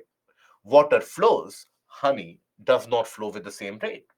So we say that honey is viscous, right? Water is not viscous. So viscosity of lava in this case is not very high. It doesn't flow very easily. It is dominated by materials such as silica in many of the cases. Sometimes basaltic lava also comes, but not very viscous. So that is why the molten materials, first of all, they accumulate here, right? Now, then when the next eruption occurs, everything violently explodes, because in the meanwhile, the lava, the plug of the lava would also have solidified. The materials are thrown high up in the air, and then again they fall down. They fall down and they accumulate here. So, in that entirety of process of volcanic materials cooling down and solidifying in the vicinity, that creates a conical structure, that is a cinder cone. Its height will never be very great. Ideally or maximum, you will find the height is around 1,000 meters, not very high. Okay, so here basically this is your anatomy of it. So generally, in most of the volcanoes, you will observe on top of it you have a kind of a crater. Crater is a kind of a depression, right? You would have seen, or from your childhood days, whenever you would have seen the moon, you would have seen the spots on the moon, and people would have told you that these are craters, depressions. So like that, even in the case of when you consider these cinder cones or any kind of majority of the kind of volcanoes, they will have these craters. Now these craters are the regions where these molten materials they come out. But after the eruption has stopped, now after that, you will have the molten materials also solidify. Those molten materials will solidify, and the entire lava plug of that will be blocked. So the next time that the eruption has to occur, all these solidified portions have to be blown away. So an explosive eruption follows that. Okay, so here they occur when particles and blobs of lava are ejected from a volcanic vent. The lava is blown violently in the air and the pieces rain down around the vent. Over time, this builds up a circular or oval shaped cone with a bowl shaped crater on top. And the cinder cone volcanoes rarely go beyond 1,000 feet above their surroundings, generally associated with some kind of explosive eruptions, also. Not always, but generally. Then one of the larger landforms created, or one of the larger volcanoes that you observe, that is the composite volcano or the stratovolcano. When I say larger volcano, so basically understand, whenever you think about a volcanic mountain, a very large volcanic mountain like Mount Fuji in Japan, right? Even Mount Pinatubo in Philippines, Mount St. Helens in the region of Americas, right? Mount Rainier, Mount Shasta, all of them, they are composite. They are very large areas created, very large regions created. The volcanic mountain in itself, the dimension of it is also very large. Now, these composite volcanoes, their process of formation, Mount Vesuvius, yes, Mount Vesuvius, Mount Etna, also they will come under the category of composite volcanoes. Now, in the case of composite volcanoes, here they are also referred to as stratovolcanoes. Now, that in itself gives you an idea about the detail of the volcano. Strato is derived from the term strata, and strata refers to layers. So, in the landform created, you will observe various different layered structure, isn't it? Different types of layers are there. Now, generally what happens in these kind of eruptions, now oftentimes you also have different magmatic materials which keep on erupting over a period of time. So that is why also when you have, let's suppose, different magmatic materials, one is uh, very basaltic which flows very easily, one is significantly felsic which sticks to the ground, it sticks in a region, it is viscous in nature, so that also can create a different amount of layers.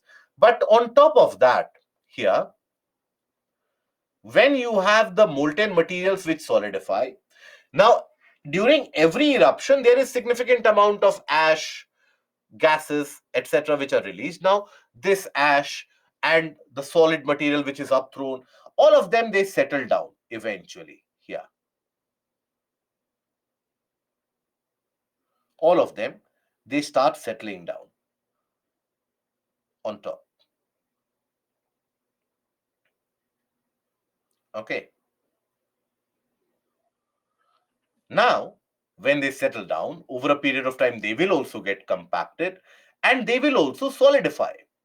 And then, furthermore, let's suppose there is another eruption which happens after some time, after a few years, or maybe even few decades, even in certain cases, maybe even a couple of hundreds of years. Even after that, if there is another eruption, those molten materials will again solidify here,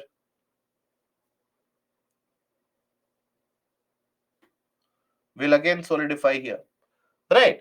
Then again, the molten materials will solidify on top of that. So, like that, layered structure is created. So, this layer is created, and listen to this carefully. The layered structure is created because of two reasons. In majority of the books, you will find that the layered structure is present or created because of deposits of ash only. And as molten material solidifies, then ash solidifies, then again molten material comes out, that solidifies, that creates that layered structure. Majority of the books will affirm to it. But understand this, sometimes in certain regions, you also have different magmatic materials having different flow properties. Certain materials which can flow almost like liquid, certain materials which exist in certain blobs and clumps, right, which doesn't flow very easily. So when you have in one eruption, let's suppose a material which can flow very easily, that spreads around. In another eruption, let's suppose you have a material which exists as blobs and clumps, that comes out. So obviously they won't intermix with each other, they will form different layering, isn't it? So that also creates these layers within the stratovolcanoes. Okay, so here when we talk about the stratovolcanoes, so created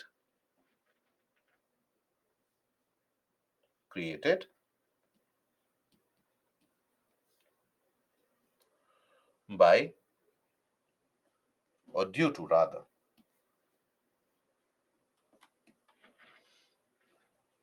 due to alternate layering of ash and lava, and sometimes also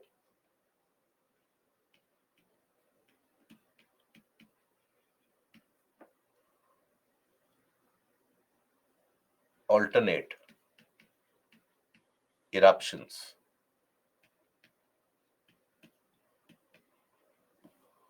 throwing different types of lava.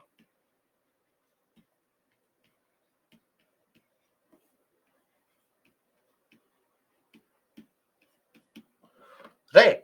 So that also can end up creating these layers. These are large structures out there. So example I have already provided to you. Example, I will write it down. Example, Mount Fuji.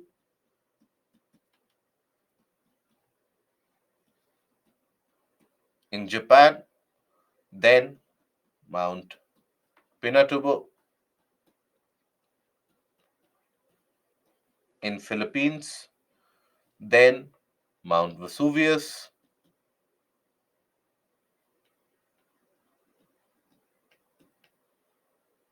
right? Then Mount Shasta.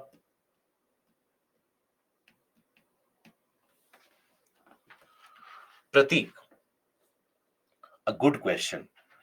How is it possible that the same place or point will eject contrasting nature of magma? I'm sure almost many of you would have had this question in your mind. That from the same region, how is it that we can have different type of magma which comes out? So understand, when we consider this magma, formation of magma, what we saw in the case of plate tectonics, how is it that the magma gets created? In the case of plate tectonics, when we're talking about the convergence, how is it that the magma gets created? So basically, you have one of the portion of the crust, which and the lithospheric region, which undergoes subduction. After reaching a certain depth, the temperature increases so high that the materials, they start melting and also evaporating. The gases, they start evaporating, and then you have molten materials. Now, if you have different types of materials which are undergoing subduction, let's suppose earlier you have the sedimentary rock systems where which have gone there, then let's suppose you have an already existent igneous rocks formations which are also undergoing subduction. So you will have different type of magmatic materials which are created in the process. Okay, so oftentimes the magmatic materials, they are also enriched by the lower portions of the mantle, what is referred to as a mantle plume. So there also you have different types of materials which come to the surface. So it does happen. Okay, when we will come to the portion of mantle plume, we'll study it separately. But even in mantle convection current, what is it that we studied? That inner portions of mantle, they get so extraordinarily heated in certain areas due to radioactive materials and residual heat of planet Earth, that they melt and they start rising up. As they would have risen up, colder materials and the colder solid mantle from surrounding, they would replace it. Now that would also melt and that would also rise up. So in that process, different types of materials would undergo melting and different types of materials would rise up in the process. That is why you have different types of materials in the eruption also. Okay, I hope that is understood. Now, here, sometimes what happens when we have these composite volcanoes or stratovolcanoes created, as I told you, the size is very large. Now, due to that over very large size, now oftentimes it becomes almost impossible for the molten materials to come out through the normal volcanic vent. It becomes impossible because everything would have solidified. So all that solidified portion and so many hundreds of meters of that solidified portion, it might become absolutely impossible for the molten materials to break through. So there, wherever you have a weaker rock structure, cracks, etc., wherever that is present, for example here, molten materials, they make their way through. They make their way through. And there will be an eruption in this area. An eruption in this area. Now, this eruption is far away from the central vent. This is your central vent. This eruption is far away from the central vent. However, it is fed by the same magma chamber. Despite being far away from the central vent, being fed by the same magma chamber. So these are what are also referred to as parasitic cones.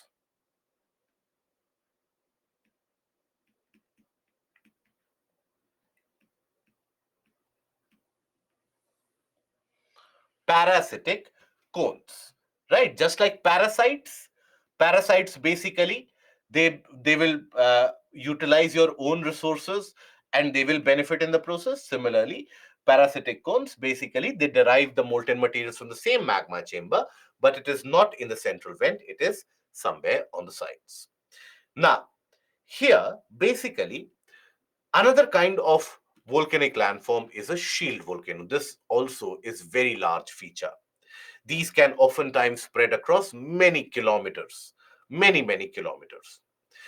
Now, shield volcano, in this case, you have eruption of materials which are fluid in nature, which flow very easily, right? So, those materials which tend to flow very easily, that will be very dominant in the case of these shield volcanoes. So, you have the lava flows easily. So, lava generally is basaltic in nature.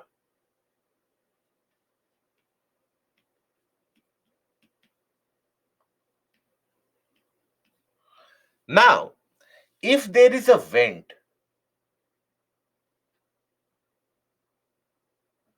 here, let's suppose, and here you have the magma chamber,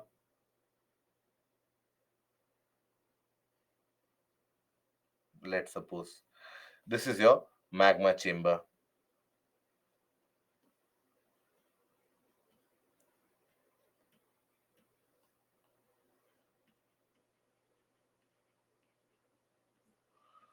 Now, the molten materials, as they come out, here they are flowing very easily. So, as they flow very easily, they will spread over a larger distance.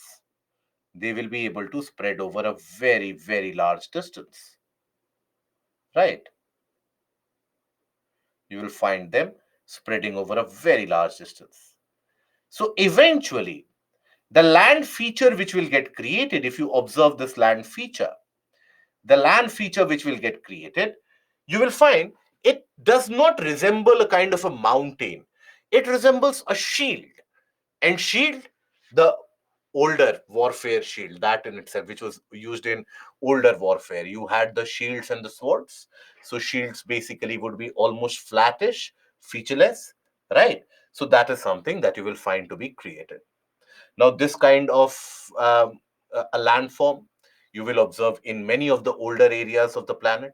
For example, Deccan traps in India, they are an example of this shield. Canadian Shield in the region of North America, where you have all the Great Lakes, the region of Hudson Bay, etc. So that is again an example of this. You have African shields also. So example here,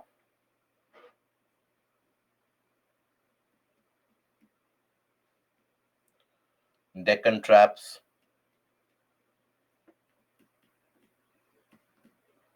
Canadian Shield, right? Canadian Shield. Now, here when you consider the region, for example, the region of Hawaii, the Hawaiian Islands. Hawaiian Islands are where nowadays you have most of the active volcanoes present there. Mauna Lea, etc., Mauna Loa, etc. All of them are present. Mauna Kea, they are present in the region of the Hawaiian Islands. Now, they are also the example of shield volcanoes. There you will find the fluidic lava at its level best, where it flows almost like a waterfall in many of the areas. So that is why shield kind of volcanic eruption is also what is referred to as a Hawaiian eruption, because it is experienced in Hawaii so significantly. Now think about it. Again, I want you to apply your logic here. In this case, as the eruption is happening, the molten materials, they have a flow to it. They are able to flow very easily. Don't exist in large chunks of semi-solid, semi-liquid kind of a thing which can hold a lot of air, etc. So here, do you think you will need an explosive eruption for these materials to come out which can flow easily? Or do you think you will need a non explosive eruption for these materials to come out? What do you think? These eruptions, will it be explosive? Will it be non explosive? Very good. It will be non explosive. That is why shield volcanoes, which are also referred to as the Hawaiian mode of eruption, they always occur. They are non explosive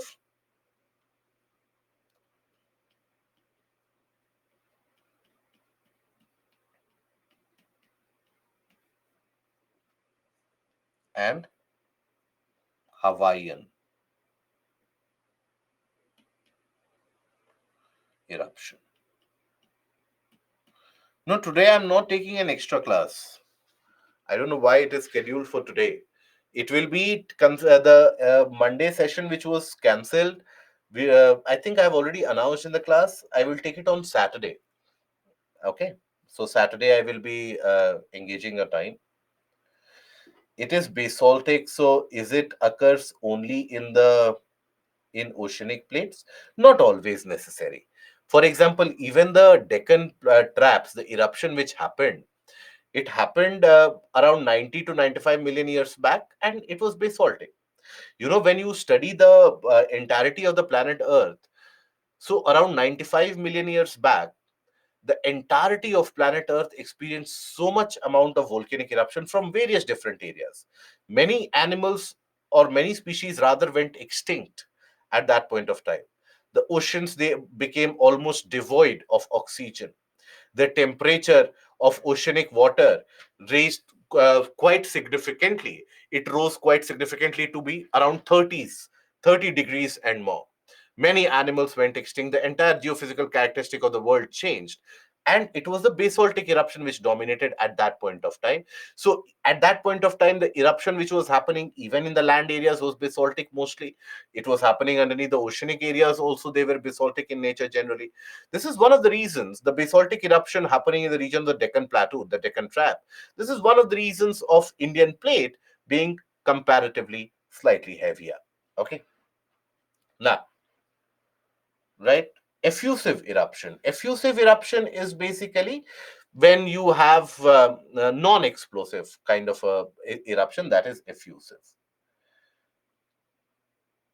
Are there layers present in shield volcanoes? They can be. But generally, the characteristic of the shield is you will have that lava which will spread over, which will flow like fluid and then will solidify. Is it explosive if water gets into vent? Very explosive.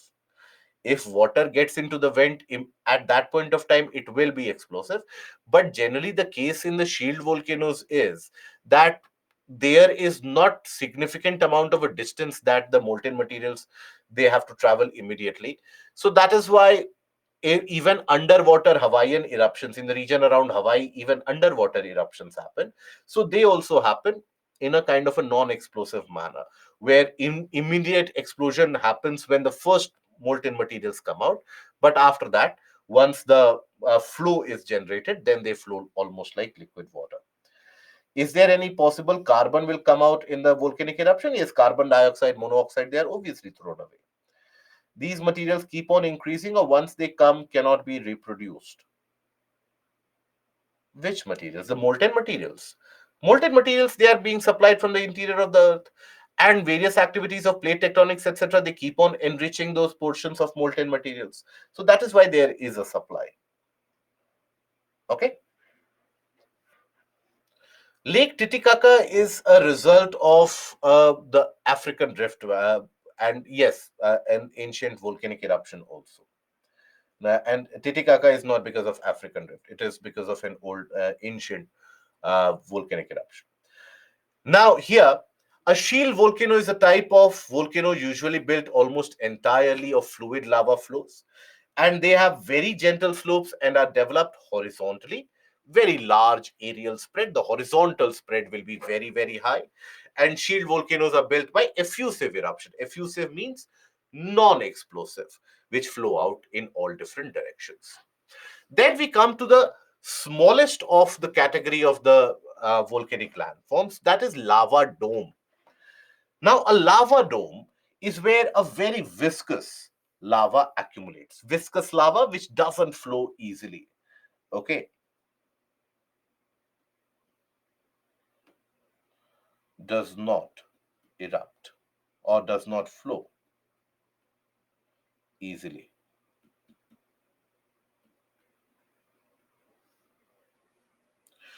So here, when we talk about this viscous lava, in certain areas, what does happen, if suppose you have a landform like this,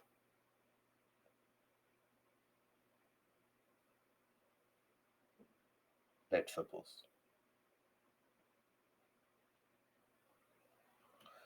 Now, let's suppose there's a volcanic vent in this area. Let's assume. Now, and here is, let's suppose, your magma chamber. It resembles a fish though. So let's assume this is your magma chamber.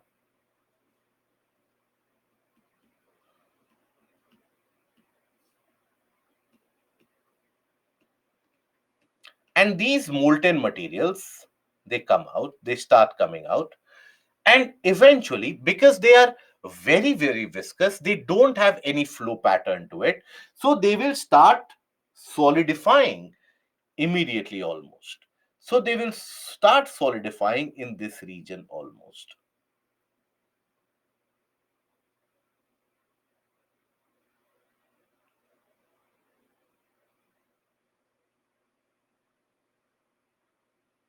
Okay. So that is basically what will be your lava dome.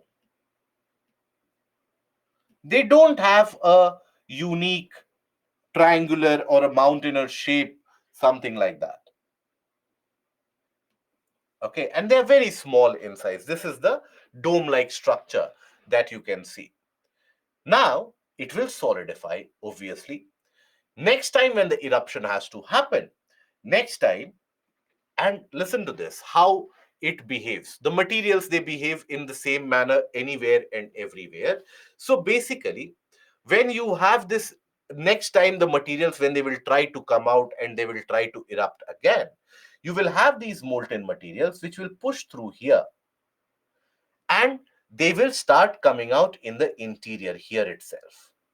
Here itself, they will start spreading. So the lava dome grows larger from inside out. So from inside, more molten materials will be pumped in. The existing materials, they will weaken, they will develop cracks, and in those cracks the molten materials, they get through. So that is why it sort of increases inside from inside out, right? From the lower portion, its size will increase, due to which the upper portion will also develop a crack, and there are also molten materials, they do come out. So they are very small, they basically are you have they are non-symmetrical, and generally in cases of larger volcanic areas, you'll find many of these lava domes as an example, right? Lassen volcanic features that you find in the region of California is an example of lava dome. Okay, Lassen domes.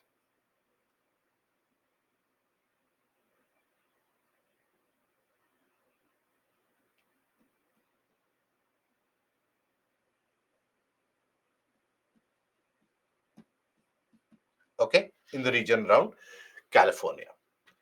Now, after this, we come to another kind of volcano, that is a fissure volcano. Fissure volcano generally experienced across the divergent plates, where you have the divergence of plates. So fissure volcano, the name in itself tells you that it comes out through a fissure. Fissure is what? A large crack. So here, as you see the image here, you observe that the eruption has happened across this entirety of the large crack on the ground surface, isn't it? So in that entirety of the region, eruption has occurred. So this generally happens when very large cracks, they open up on the ground surface, and molten materials, they start coming out from those cracks. One of the most famous fissure eruption is that of a Laki eruption. Example is Laki eruption in Iceland.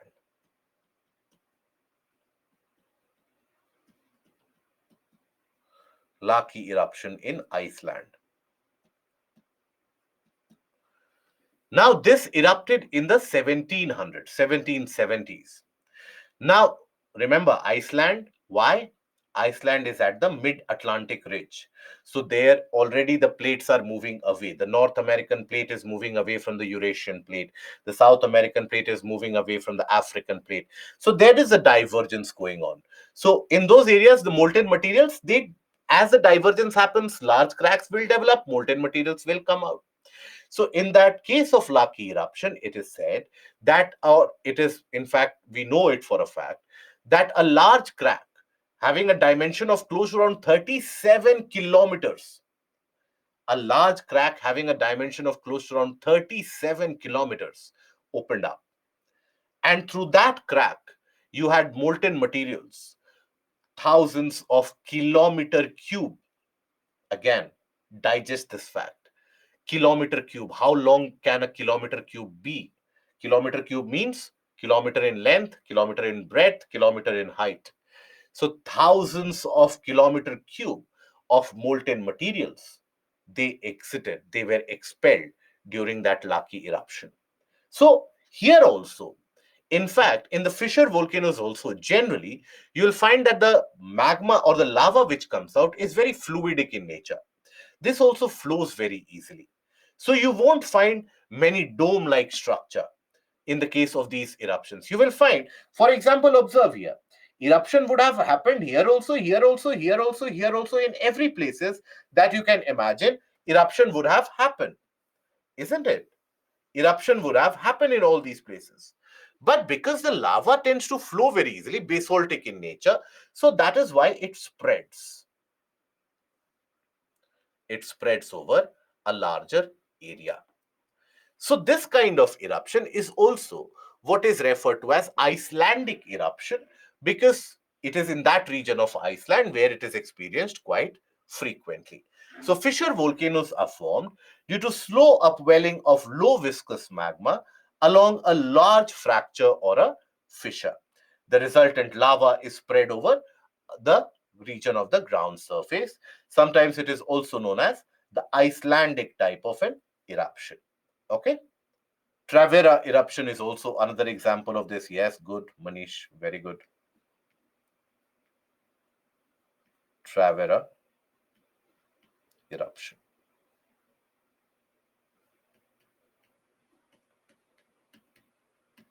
In some portion of Deccan Trap, you had fissure, which was created, but Deccan Trap is an ideal example of the landform created due to volcanic hotspots, which we are going to study next. Okay. Now, is there any positive impact on environment by these eruptions? You get the creation of new landforms many of the times, and it also leads to the release of heat energy trapped in the interior of the planet. Now, the volcanic rocks, when they basically disintegrate or over a period of time they weather down, those are the rocks rich in minerals.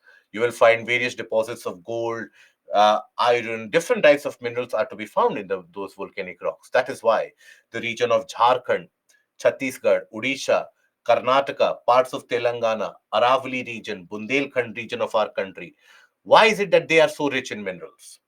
Why is it the case that Uttar Pradesh is not rich in minerals? Or Haryana is not rich in minerals? Or Punjab is not rich in minerals? Why? Because you have volcanic rocks in these areas. So volcanic rocks generally rich in minerals also. Now, volcanic ash, the ash which is released, now it spreads over a large distance. Immediately, if it settles down on the plants, it will lead to damage and kill the plants, because lot of ash or powdery form which gets deposited, it will kill it. But if this ash is added into the soil in small quantums, over a period of time, it also refurbishes the soil or replenishes the soil fertility with the help of the recharge of the nutrients, the various different types of minerals and nutrients that it carries. It can recharge the soil fertility also. Okay, I hope that is understood. I does not understand. Okay, it should be I do not. I do not understand that how re eruption takes place.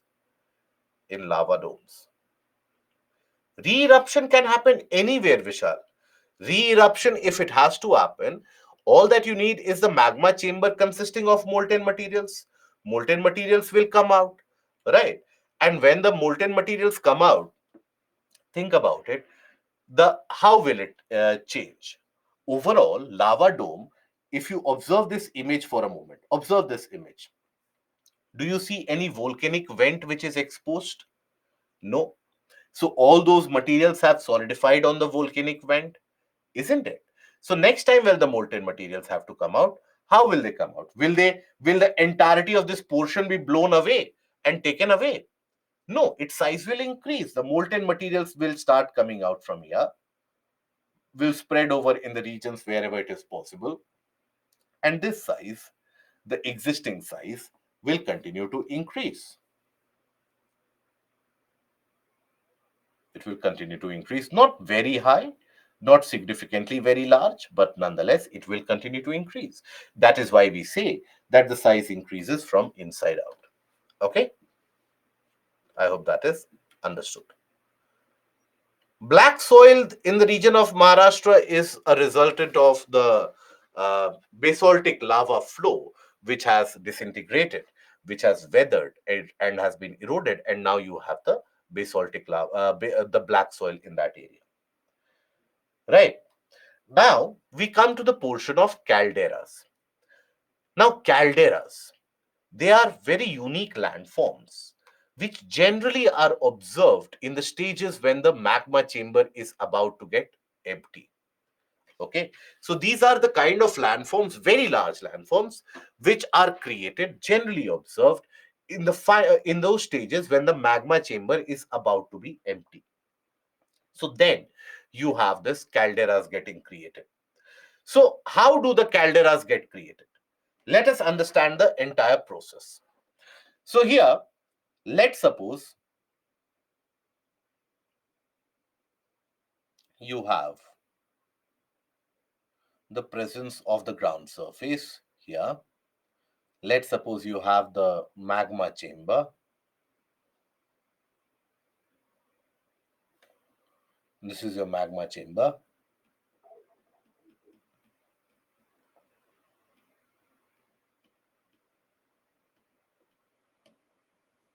Okay. And here, molten materials over a period of time, eruptions have happened, and eruptions have created a large mountainous feature, somewhat like this.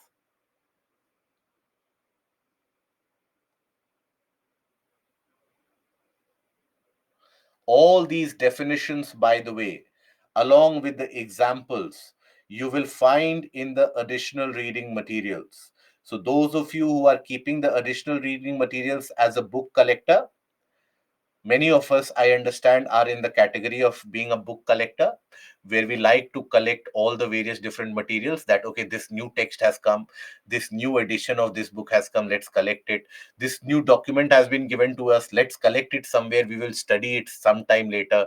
Some fine day when the stars will align, when the planets will all be there in their houses, I will have a free time when I will read those. So always remember one ideology in your mind: book collectors never become district collectors. That is the common saying. So always additional reading materials have to be read in order to get or a good grasp over these definitions also. So here you have that magma chamber. Now, let's suppose the magma chamber is about to be emptied.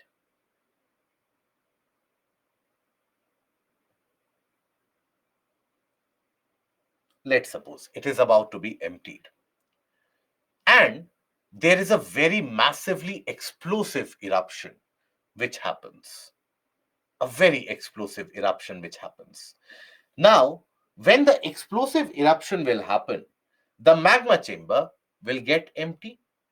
But during that explosive eruption, obviously, due to the power of that explosion also, you will have cracks which will develop here.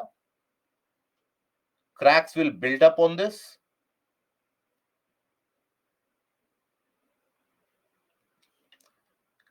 Understandable till now?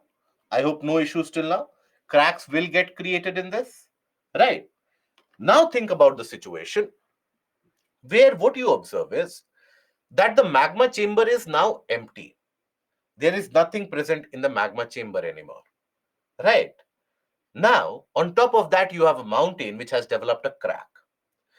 Now, this vacant magma chamber, will it be able to withstand the weight of the entire mountain above it? Obviously not. It won't be able to tolerate that. So that is when the entire structure simply collapses. It gives way of sorts. That is where all this above portion, it simply collapses. It sinks in. And what you are left with or left behind with is a kind of a structure of a half mountain of sorts. Many of the times, this is generally observed in the region around the oceanic areas, right? The oceanic regions or the island regions, that is where you will observe them in large concentrations. And why is it? Because that in the region around the oceans, oftentimes you will find the case that the seawater got in contact with that magma chamber, and the seawater being salty, and the seawater immediately will evaporate, will further provide the presence of gases that will further provide that pressure and bring the molten materials out with a loud explosion, large explosion, heavy explosion. What also something that you read when you study geography for optional, what you study as phreatic eruptions. So those kind of eruptions are when the water gets in touch, it provides that gas, it breaks through the surface due to the high pressure. So oftentimes after this, what you will find is that from the nearby vicinity, seawater enters in from the surrounding region and fills this area with water. A large lake is created. Sometimes even the groundwater, because as it is collapsing from the nearby region, even the groundwater fills up this area. Concentrated rainfall fills up this area and forms a large lake also. So that is what a caldera is. So for the formation of caldera, what is required? Emptying of magma chamber,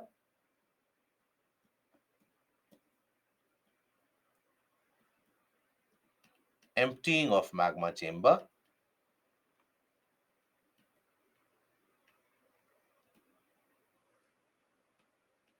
and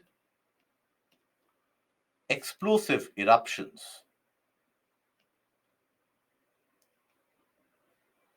Very explosive eruption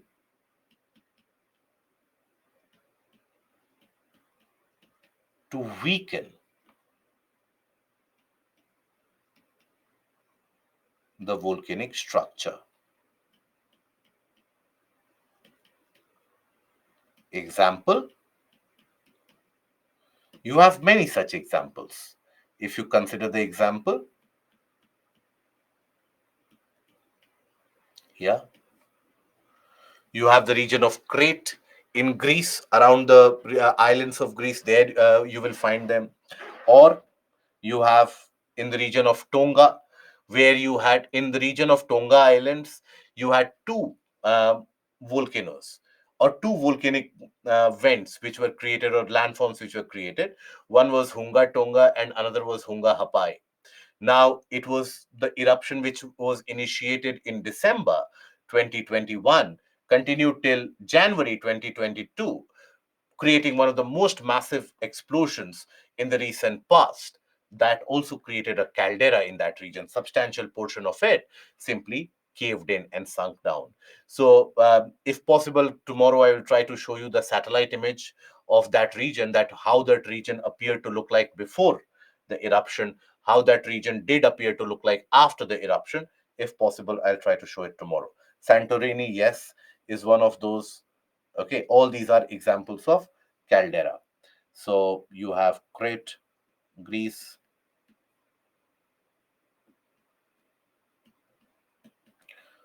right? Tonga Islands. So there the peak name is Hunga Tonga.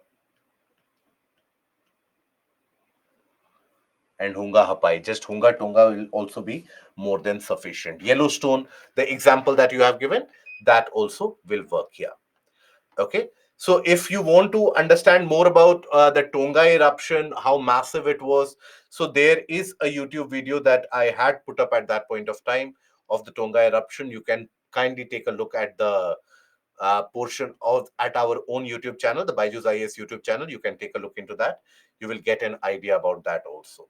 Okay, so I do encourage all of you that do visit that and do witness how there we have also talked about how the creation of new land etc takes place, and it will be a sort of your revision process also. Can't these chambers get filled again? Yes. Are these mainly prelims area? These can be asked in the mains also. Krakatau is also an example of this. Yes, Krakatau.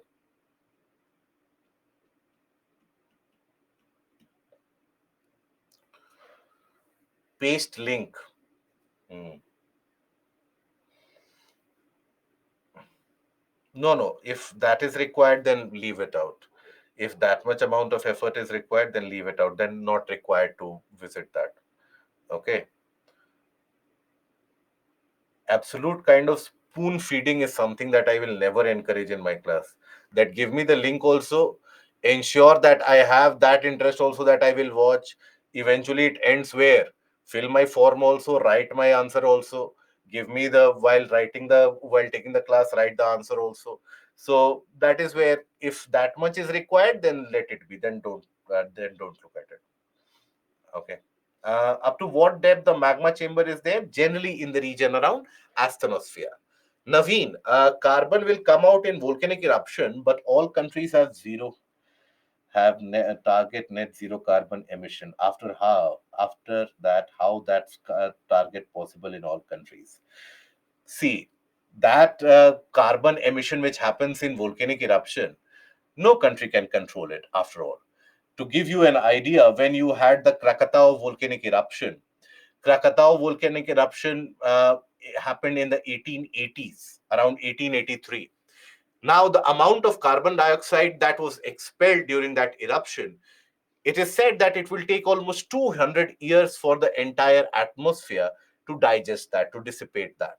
So it is by late this century that we can expect that the Krakatau volcanic eruption, the carbon dioxide will be consumed. So understand, the net zero targets is a different concept altogether.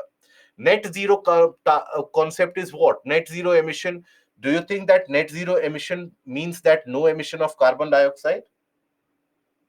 I hope that is not the expectation.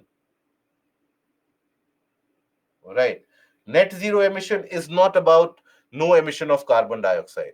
Net zero emission is whatever carbon dioxide that you are emitting by the different means, obviously, you have to sequester or store that much amount of carbon dioxide. So, volcanic eruption, you are not emitting, you are not responsible for that storage, also. Okay. Now, are mid oceanic ridges a fissure volcano? Not always. Sometimes you can have peak volcanoes in that also.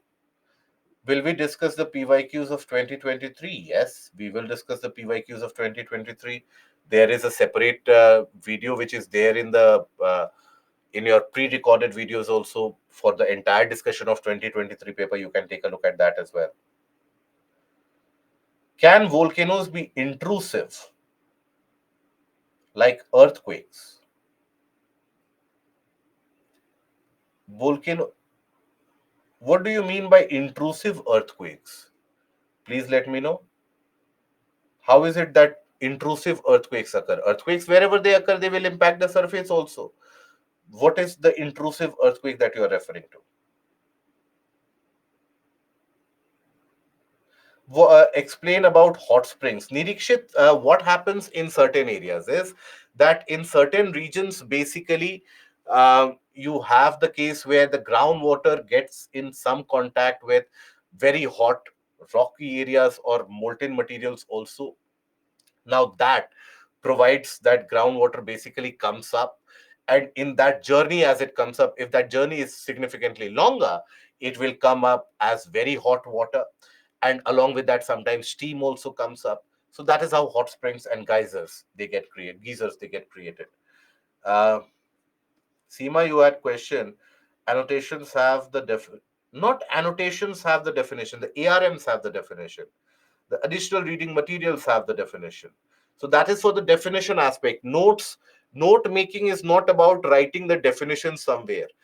That is the problem with what we have been taught so far in many of the schools, that in the name of the notes we are writing the definition. Note making is write the points which will help you recall the entire session if you simply flip through those points. Right, for example, caldera formation, for example, the volcanic eruption, plate tectonics. Write it in a point wise manner so that it helps you recall or recollect the entire thing. Intrusive means due to human interference.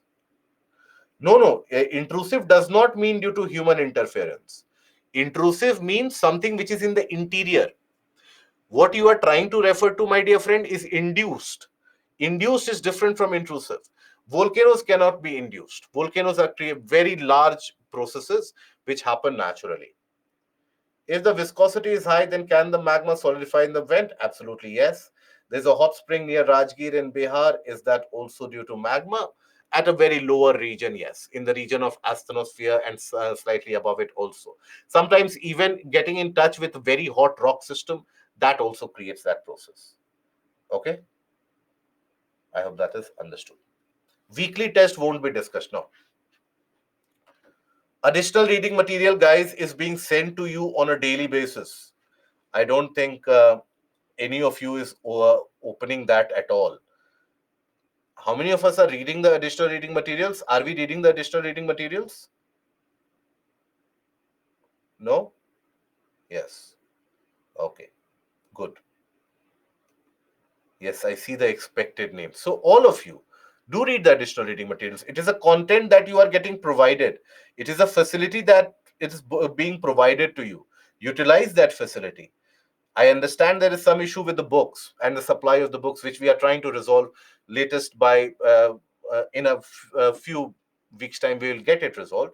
But in that point of time, till that point of time, you have the additional reading materials, which is a text, which is the definition, which is the questions, the simple and the basic questions from that area. Do read that. Okay. Now, mantle plumes. What are these mantle plumes? Now, when we talk about mantle plumes or plume of any kind, plume is an English terminology. Plume is not a geographical terminology. So when you hear about the term plume, you would have heard it in general English usage also. In parlance, you would have heard that plumes of smoke rose up in the sky, right? When the fire was burning in the forest, plumes of smoke would be visible miles away from that region. So what is plume? Plume basically, whenever you use it in English, you use it as a terminology for something which is rising, hot rising column, right? That is what you think about when you hear about plumes. So when we talk about mantle plumes, so basically various different types of events or scientific studies such as volcanic events and even seismic waves over a period of time in the late 60s onwards, it helped us understand in greater detail that even in the region of mantle, yes, you have the convection current. Convection current, which was the ideation of that was given to us by Arthur Holmes himself. Yes, you have that. But then you have within the mantle, you have these rising plumes, plumes which rise from the interior. I don't know how many of you have seen that, but whenever a volcanic eruption occurs, immediately after that, you will find chemists or those people, geologists, chemists, all of them. They, and by chemist, don't think about your nearest pharmacist. Chemist means those people who specialized in understanding the chemical properties of any particular rock substance, etc. All of them, they will flock to the volcanic site from across the world. They will come to that area. Immediately, they will start collecting samples of the lava which is about to get solidified, some portion which have been solidified. You will observe they immediately start collecting samples. Now, why do they do that? They do that to study about those molten materials, where the molten materials have come from, under what condition would those molten materials would have been, by studying the particle structure, etc., they get an idea that, okay, this much amount of pressure they would have experienced. So by that, we are able to deduce that where the molten material is coming from. So upon studying this, it was found out that many of the molten materials, they are coming from deep within the region of the mantle. Some of the materials are coming from the region of asthenosphere itself. So within the asthenosphere also, you have that rising hot column of materials. And in the entirety of the portion of the mantle also, you have that rising bulbous material, which gains a shape of a bulb-like shape, that which is wider on top. So here in the region,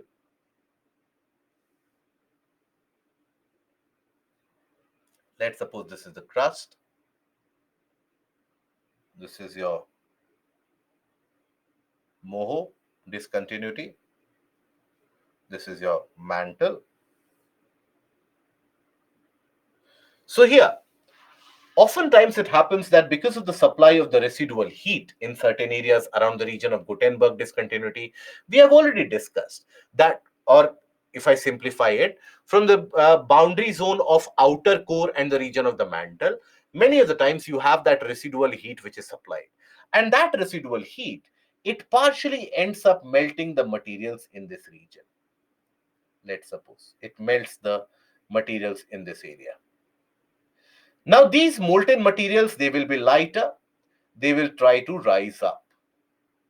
And when they will rise up, they will be rising up like kind of large arrowheads, bulbs on top, where the head is, that is where, as the liquid rises, ever if you have observed liquid and gases, or even if you burn an incense stick, right, before the worship or anything, if you burn the incense stick, or if you burn a candle, there also, if you observe the plumes of smoke rising, you'll find that the head is bulkier, and then the smoke follows in a thin trail. So even the liquid, the hotter liquid, when it suddenly rises up, the bulb is thicker, and then you have a thinner tail. So that is generally the shape of it. Now these molten materials, they start rising up. Okay, so this rising up of the molten material, that is referred to as mantle plume. So mantle plume, it was earlier thought about it that mantle plume extends in the entirety of the mantle, always generated from the region of Gutenberg discontinuity due to residual heat. But later on, it was found out that even within the asthenosphere, certain regions have very high concentration of radioactive materials. There also, you can have a mantle plume which can come into existence. There also, you can have rising columns within the asthenosphere also.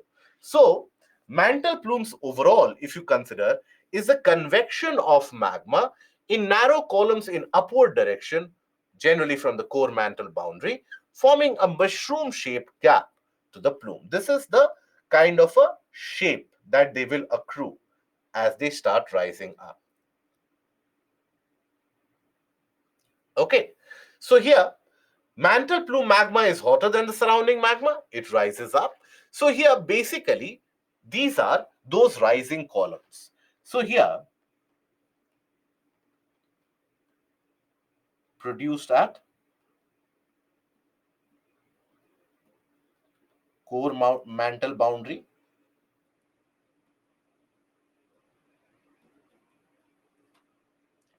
So in the region of core mantle boundary, why are they produced?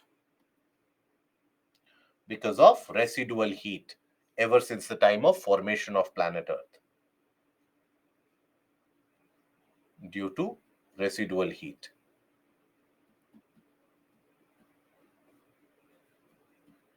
And then produced at in asthenosphere.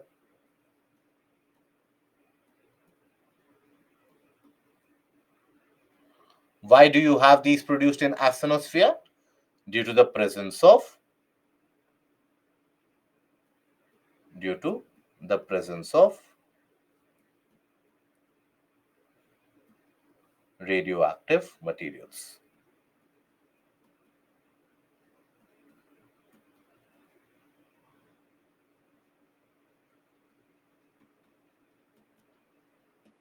Okay, so this is sometimes. Mostly you will find the mantle plumes being produced. Majorly they will be produced in the region around the core mantle boundary. Actually, always when people would consider the mantle plume, they would only consider the region around the core mantle boundary. But there was a detailed research paper which was published in 2015, where you had the scientists who argued that basically the even in the region of astrosphere, the plumes, they end up covering a distance of more, maybe 150 200 kilometers, and they might have the similar impact as the other mantle plume, so it should also be considered. So that is why both of them are considered as mantle plume. And the coincidentally, UPSC did ask this question about mantle plumes in those years also. So here, when you have these mantle plumes, what is the impact of it? So when you talk about the impact of mantle plume, impact, first of all, can give rise to convection currents,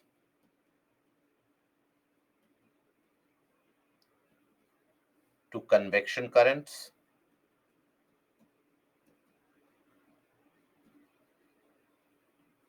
and we do know convection currents lead to plate movements,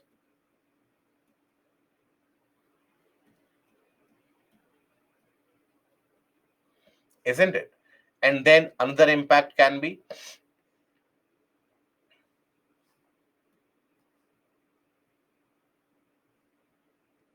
leads to formation of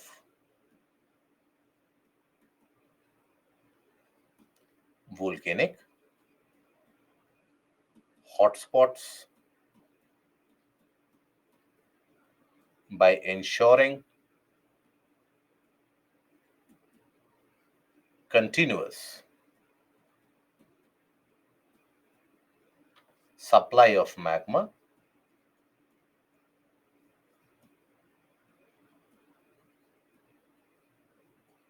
to the magma chamber.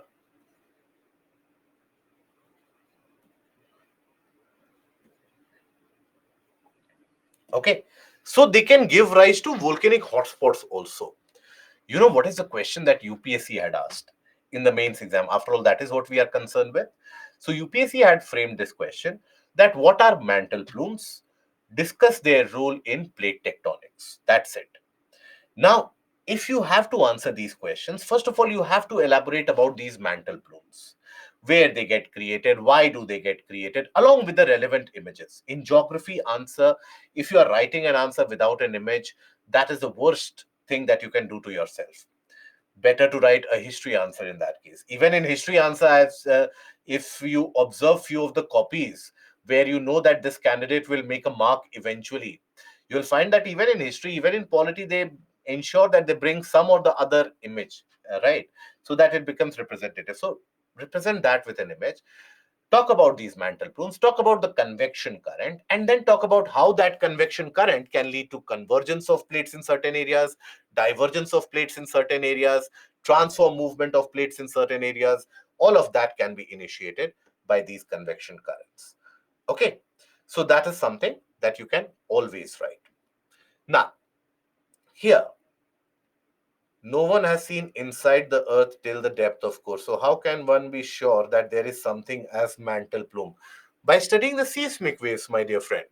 And also, that is what I told you. When you study those volcanic lava which comes out, when you study the details of it, you get an idea that, okay, this material would have stayed at the region of Gutenberg discontinuity for these many days, and this material, this particular rock which has been formed by cooling down of lava, would have been present in the region of more discontinuity for these many days, because the pressure that you induce on a substance, let's suppose you have induced a very high pressure on a substance for 10,000 years. So over a period of time, the particle structure, the size, the atomic, the molecular structure, everything will change.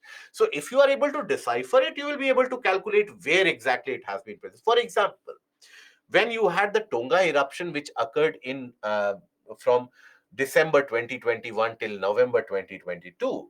So in that time duration, whenever there was this those scientists who visited that region, they basically picked up those samples and they concluded that much of those molten materials, they are coming from Gutenberg discontinuity. That is the core mantle boundary.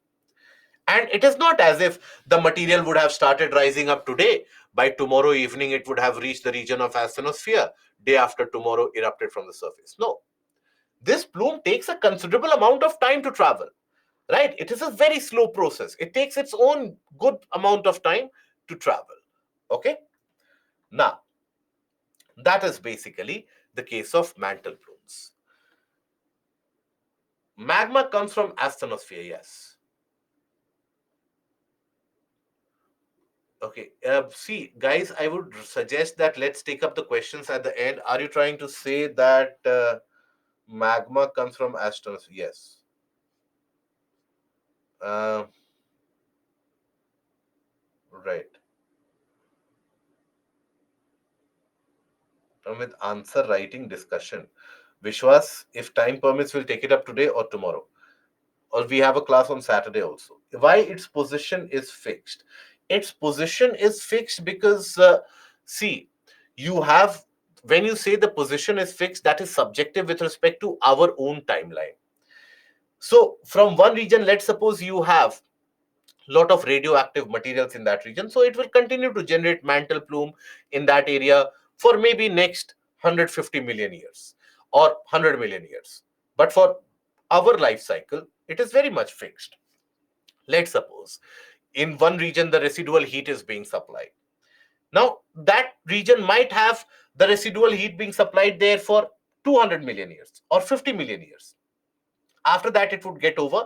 Maybe a new region will observe the experience the eruption of those residual heat. But for when you consider it from our timeline perspective, we will always, even the human beings, their existence in itself is very, very small, very young. So that is why, consider to the geological time history of the planet, it is not fixed. But consider to the general proportion of time that we keep, it is very much fixed. I hope that is understood. Yes, Biswajit. Mantle plume definition, Uni, this is the mantle plume definition in the PPT itself. It is mantle plumes are in molten state, the molten materials. How do we get to know? How we get to know and how we divide Earth in three parts? It is basically based on the study of materials which are there. That is why you have the sources of information which give you an idea that what are the interior regions constructed of, right? So that is how, with the help of the seismic waves, etc., we get an idea about it. Okay. Why there is no magma chamber present or any hotspot present at the place where we are living? When we come to the portion of Indian geography, I will explain it very easily well. Now we come to volcanic hotspots. Now, what are volcanic hotspots? So, whenever you hear the term hotspot, it generally represents an area where anything or any event happens with a greater frequency. Very frequently it happens. So, these are those regions where the magma chamber is always full and where you have continuous volcanicity, continued volcanic activities for hundreds of years, thousands of years, millions of years, right? So that is a common feature in these areas. Now, in these areas, basically, in most of the cases, a hotspot is a volcanic area on Earth that exists over a mantle plume. It is because it exists over a mantle plume, you are going to observe continuous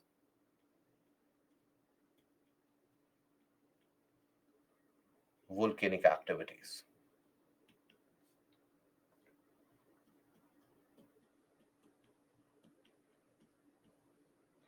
spread over even millions of years.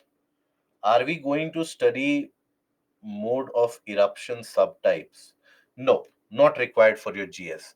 Shreyash, if you are referring to the portions of, for example, the Pelian eruption, Strombolian eruption, Vesuvian eruption, that those are not required for your GS. However, I have told you what is Hawaiian eruption, what is Icelandic eruption. It comes in the similar classification, but not required. Okay. Now, so These volcanic hotspots, they continue to erupt for a very long period of time. And here, they continue to supply materials which are provided in the magma chamber in these areas continuously by the mantle plumes. Now, in these regions of volcanic hotspots, you have to understand that a region is experiencing volcanicity. A region is experiencing volcanicity, but the land in that region, will that always be still? No. If that volcanicity is going on for hundreds of thousands and millions of years, the land obviously is going to move in the meanwhile because of plate tectonics. The plates will move, right? So as a result of these volcanic hotspots, they leave behind a trail of volcanic landforms created in the process. So they leave behind. So here continues for millions of years.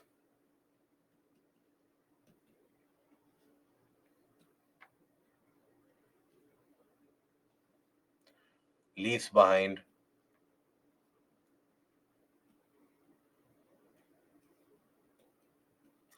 a trail of volcanic landforms.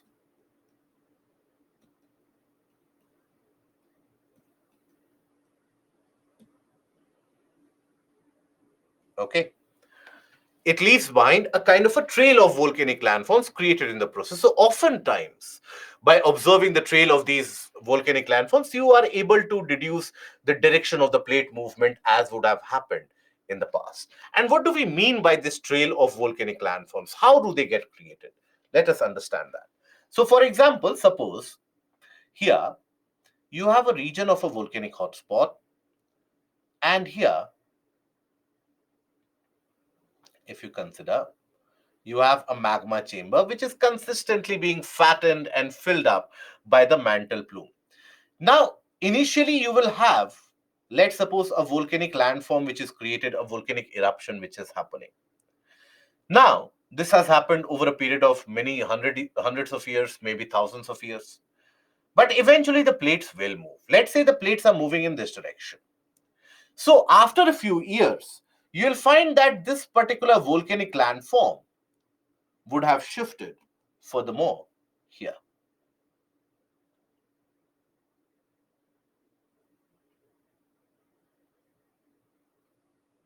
It would have shifted here.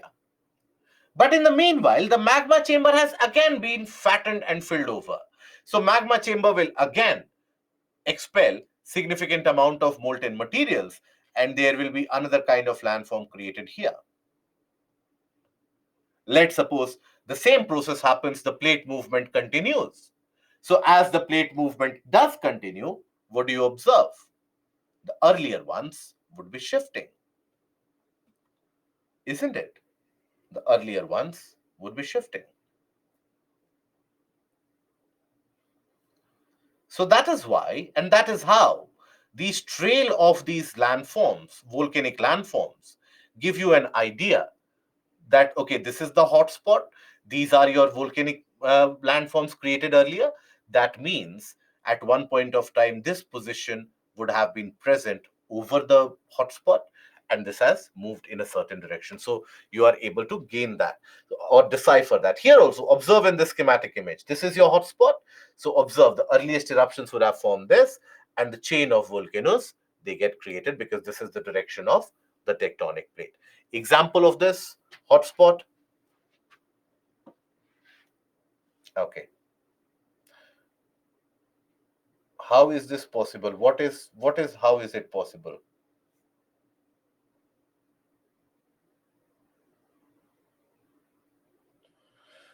Okay. Understand this carefully. Again, I understand such kind of a movement. Why plate movement cannot happen? Can't the plate movement happen? Have you not read about the plate movements?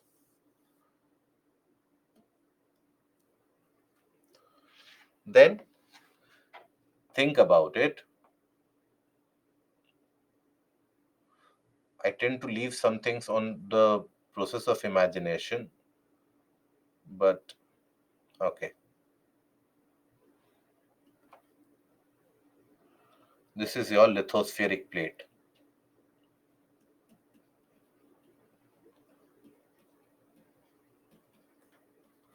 What is a hotspot? First of all, those of you who have not understood, what do we understand by a volcanic hotspot? Volcanic hotspot is that area where you have continuous volcanicity happening over a very large span of time. That is a volcanic hotspot. Okay, continuous volcanicity happening in the same region for over a large period of time, that is volcanic hotspot.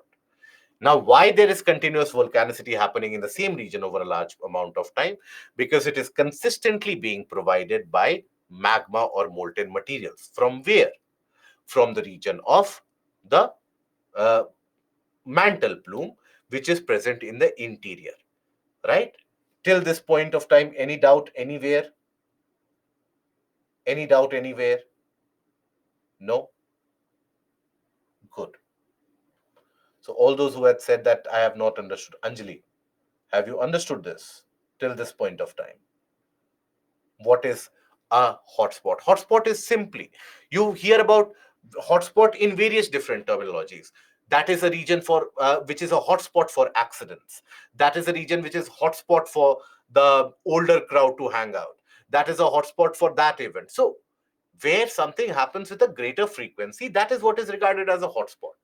So when you hear the term volcanic hotspot, means in that region continuously volcanic eruption would be happening. That is why it is named as a volcanic hotspot. But why that eruption would be happening continuously? Because the magma chamber is always full. That is not the case with every volcanic eruption that the magma chamber is always full. But here the magma chamber is always full. Why? Because molten materials are provided in the magma chamber continuously from the mantle plume, which is present in the interior. Right? So that in itself is your volcanic hotspot. Now, whenever that volcanic hotspot is in existence, so is that process understood? Whenever that volcanic hotspot is in existence, generally you will observe that due to the plate boundary, so this is the lithospheric plate. Let's suppose this is the region in asthenosphere where you have the magma chamber.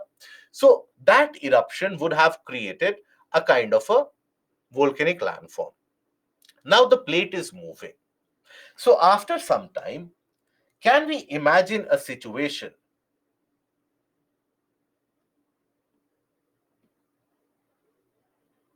can we imagine a situation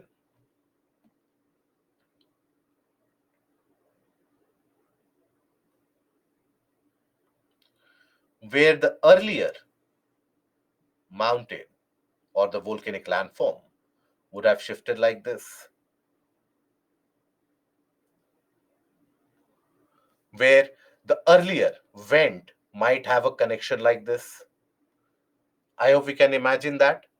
It might happen. One odd, two, three, four, five eruptions still might happen from the same magma chamber. But eventually, all the molten materials will try to break through the surface from here. And you have a newer landform.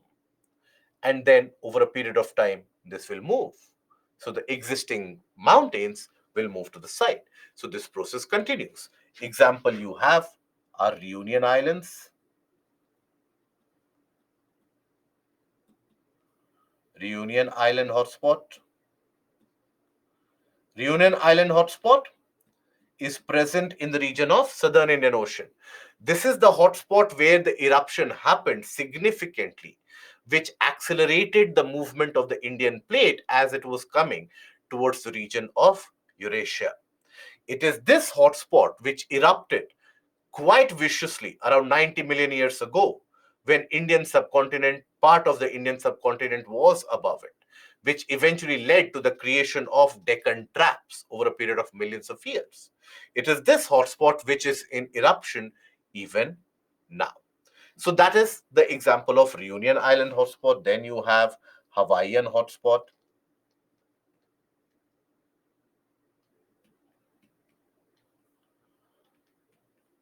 Then you have Aleutian hotspot.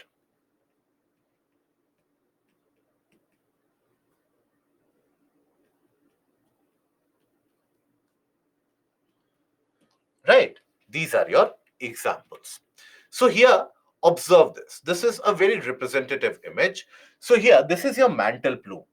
Mantle plume getting supplied to the region of the magma chamber. This is your magma chamber.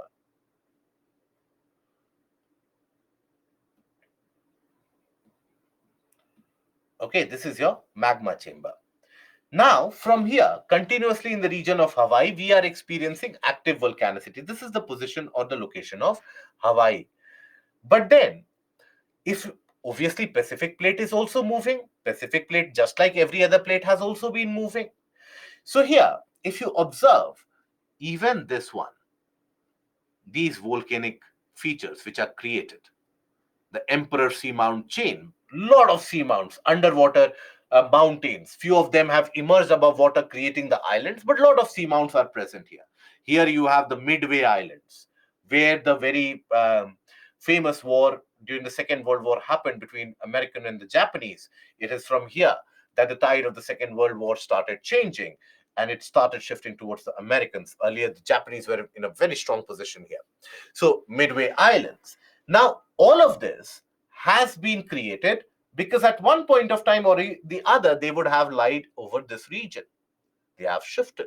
So observe here, the eruption that you observe in Kawal, that has happened around 5.1 million years ago, right? So the land would have shifted. In 5.1 million years, the land has shifted from here to here.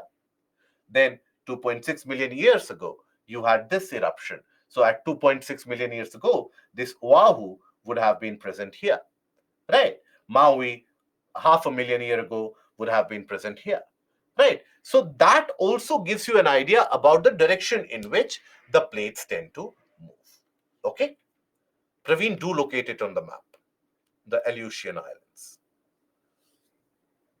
Can we say that the boundaries of the plates are hotspots of volcanic eruptions? Absolutely not. Absolutely not. Never.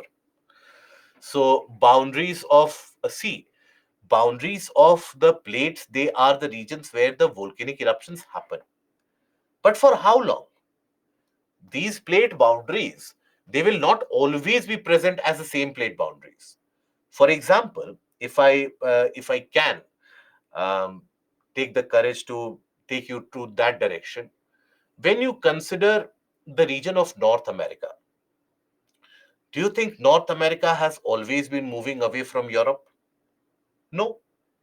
If you recall, we talked about the cycle, where Wilson cycle as it is referred to, where all the various different continents, they come together after every few million years, and then again they diverge. Again, after a few 100 million years, they will come together. Again, they will diverge. So at one point of time, imagine the plate boundaries were such that North America collided with Eurasia, and you had the formation of Appalachian Fold Mountains. So in the eastern coast of North America, in the eastern coast of United States, you find the Appalachian Mountains. These Appalachians are fold mountains. But do you find a plate boundary there? No. Aravallis. Why to go abroad? Aravallis, our own Aravallis. At one point of time, they were the highest and the tallest peaks of the world. They are amongst the oldest fold mountains created in the world. Now, they would have been created at the plate boundary itself, isn't it? But are they anywhere close to a plate boundary now? No. So the plate boundaries, they keep on changing. They keep on changing depending upon where the convection current is present, etc. So what might be a plate boundary now might not always be a plate boundary, right? It might very well happen that Indian plate very well integrates with the Eurasian land mass and becomes a part of that Eurasian plate altogether. For example, the region of Asia, the region of Europe, now you have Eurasian plate, right? But that has not always been the case. So that is why it cannot be regarded as a hotspot. I hope that is understood. Subramania, it led to creation of Arch of Islands. No. The islands created in the region of Indonesia and Philippines are a result of the oceanic convergence. Now we come to a simple topic which is relevant only for your prelims. And that is intrusive volcanic landforms. Intrusive volcanic landforms basically means the landforms which are created in the interior of planet Earth. right? Not exactly different landforms, but basically, as we have studied in the case of rocks, the rocks can solidify on the surface. They are known as extrusive rocks. And we also know that molten materials or magma many of the times will solidify in the interior itself. It doesn't have enough pressure to break through the surface. It will solidify in the interior itself. And that is what generates the intrusive rock. So, for example, here, Trishul, what is it that you are unable to understand? Please let me know. Let me know the problems. Maybe I can find a solution.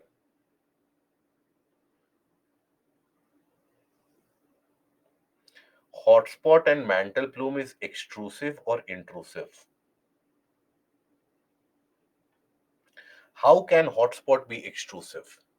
Or how can a mantle plume be extrusive? Could you let that?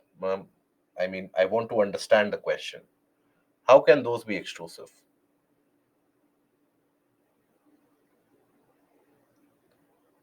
Chandrajyot, when India will again go towards Africa, then again the Aravali will be created due to collision. No, no, no, no, no. Aravali was created long time back when you did not even have the shape that India has now. When you had small land masses rather than a larger country-sized land, at that point of time in itself, Aravalis were created. Mantle plume and Shreyash, to be very frank, I'm unable to understand the exact question.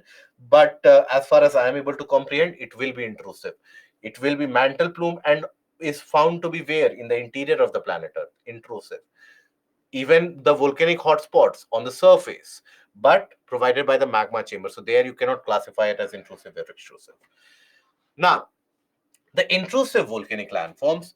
So basically, suppose here you have the materials, molten materials in this area.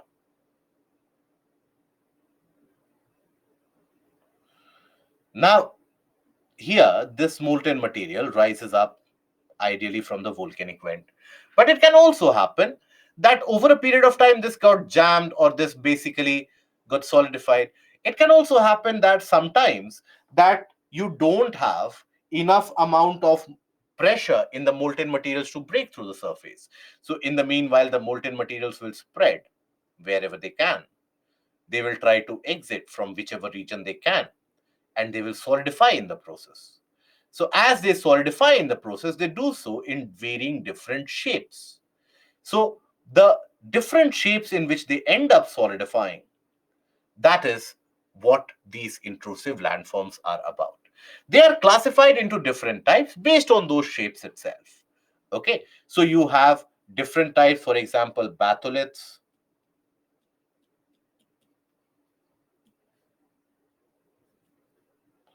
phacoliths, laccoliths, lopoliths, silk, sills rather, and sheets, and also dikes. So all these different landforms that you see, the only classifying or the differentiating factor between them is the different shapes that they have. For example, when we consider batholith, so batholith is formed when, observe here, the entirety of magma chamber, if that in itself solidifies, right? If the entirety of magma chamber in itself solidifies, you have a batholith. But sometimes you observe that the magma tries to come out. Observe here, the magma has tried to come out.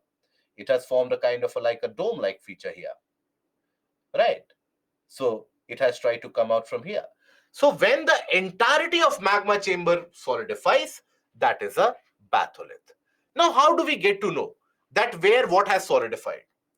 So over a period of hundreds and thousands and millions of years, as the top surface is weathered and eroded and removed, then these portions, they get exposed, and we get to know that, okay, these would also have been created by the cooling of magma, but that cooling would have happened in the interior of the surface.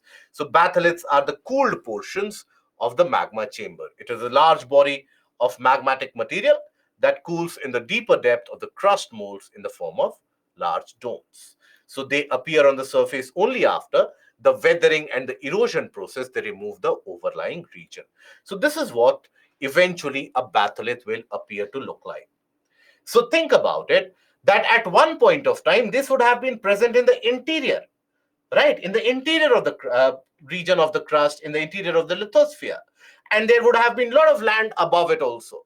Over a period of time, not only the above land has been eroded, but also maybe there has been an upliftment which has happened, and these batholiths are now observable to all of us. So these are examples, and also understand that at one point of time, this batholith structure would also have been very large. It would have been eroded and weathered and broken to have this kind of a structure. Okay, so that is the case of batholith. So this is an intrusive volcanic formation. Where extrusive volcanic formation, we have seen cinder cone, composite volcanoes, they are all happening on the surface. So they are regarded as extrusive. But all these, they get formed long time back, or over a long period of time, they get formed in the interior itself, as the magmatic material does not have enough energy to break through the surface. It will start solidifying in the interior itself, and you have these processes and forms getting created. Repeat once again. Okay. Is it the case that, okay,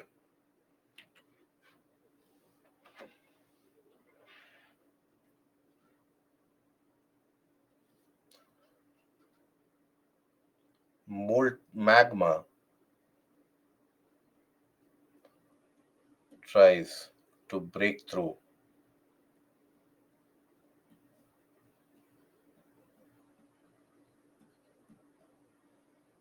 the surface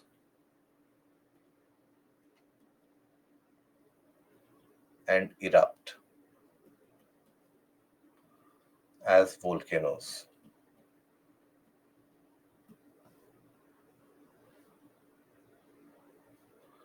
Sometimes magma doesn't have enough energy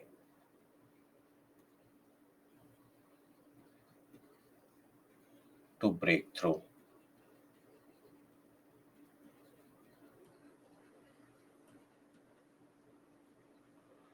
So it solidifies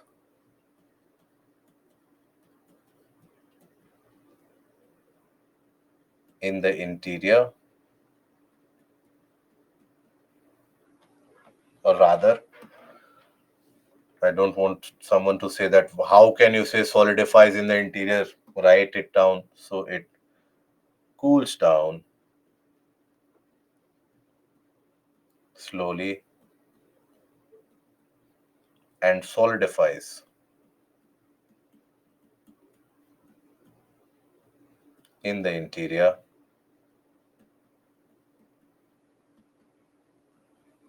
to form intrusive. Again, just so that intrusive doesn't create a panic, in the interior igneous rocks.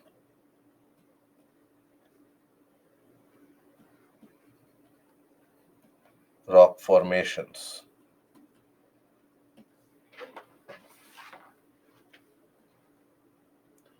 These are known as intrusive volcanic landforms.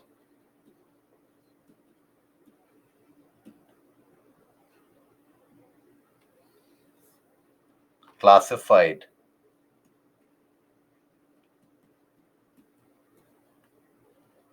on the basis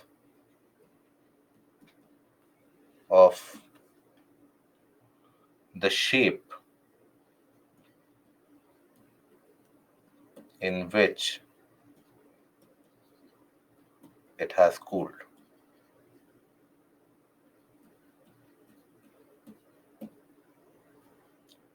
Is that now digestible?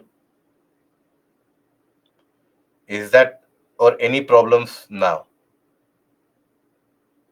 Is that understood? Intrusive volcanic landform? Yes. This is not spoon feeding, this is bottle feeding that you give to the infants. I guess many of us have the habit of dictation, getting dictation in the classes, that please dictate, the faculty would dictate or the teacher would dictate and you simply write it down. So, and I hope we don't have the expectation that this methodology will help us clear the civil services examination where you have the brightest of the minds of the country. But nonetheless, with that note, we end the session here today, and we'll take up the rest of the session tomorrow, and we'll take up the questions in between. Syllabus won't be completed if this type of approach. Absolutely, yes. Absolutely, if we go with this kind of a writing and everything, it will be a very difficult process. But let's see. We will do it. Uh, this is how I wrote my graduation exam. Graduation basically is a different ball game altogether. Graduation, it is very difficult to fail in your graduation actually. So tomorrow we will continue with the rest of the geomorphology shares.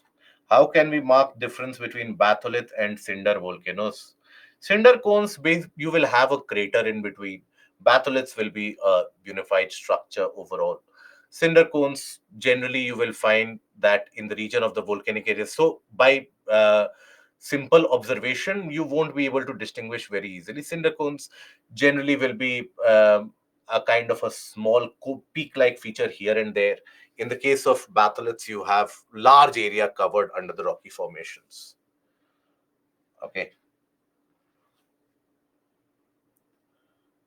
Uh, right. Animesh, if the phase of torrential rainfall was responsible for filling up the low-lying regions of Earth and eventually form the oceans and lakes, then how come oceans are saline in nature? We'll come to the portion of oceanography, Animesh. I will cover it up. Okay. So Rohit, there is a scope of improvement, but generally out of 75, you'll get 50%. Right. So there is a scope of improvement, not significantly much. So that is where we'll end the session here today. And we will basically meet again tomorrow where we continue. We try to continue again further tomorrow and we will move ahead. Please come with washing, after washing your face, etc., so that the attention span is greater, so that we don't have to indulge in that again tomorrow. Okay. So that is where we'll end the session today. Thank you for being patient enough and see you tomorrow. Goodbye.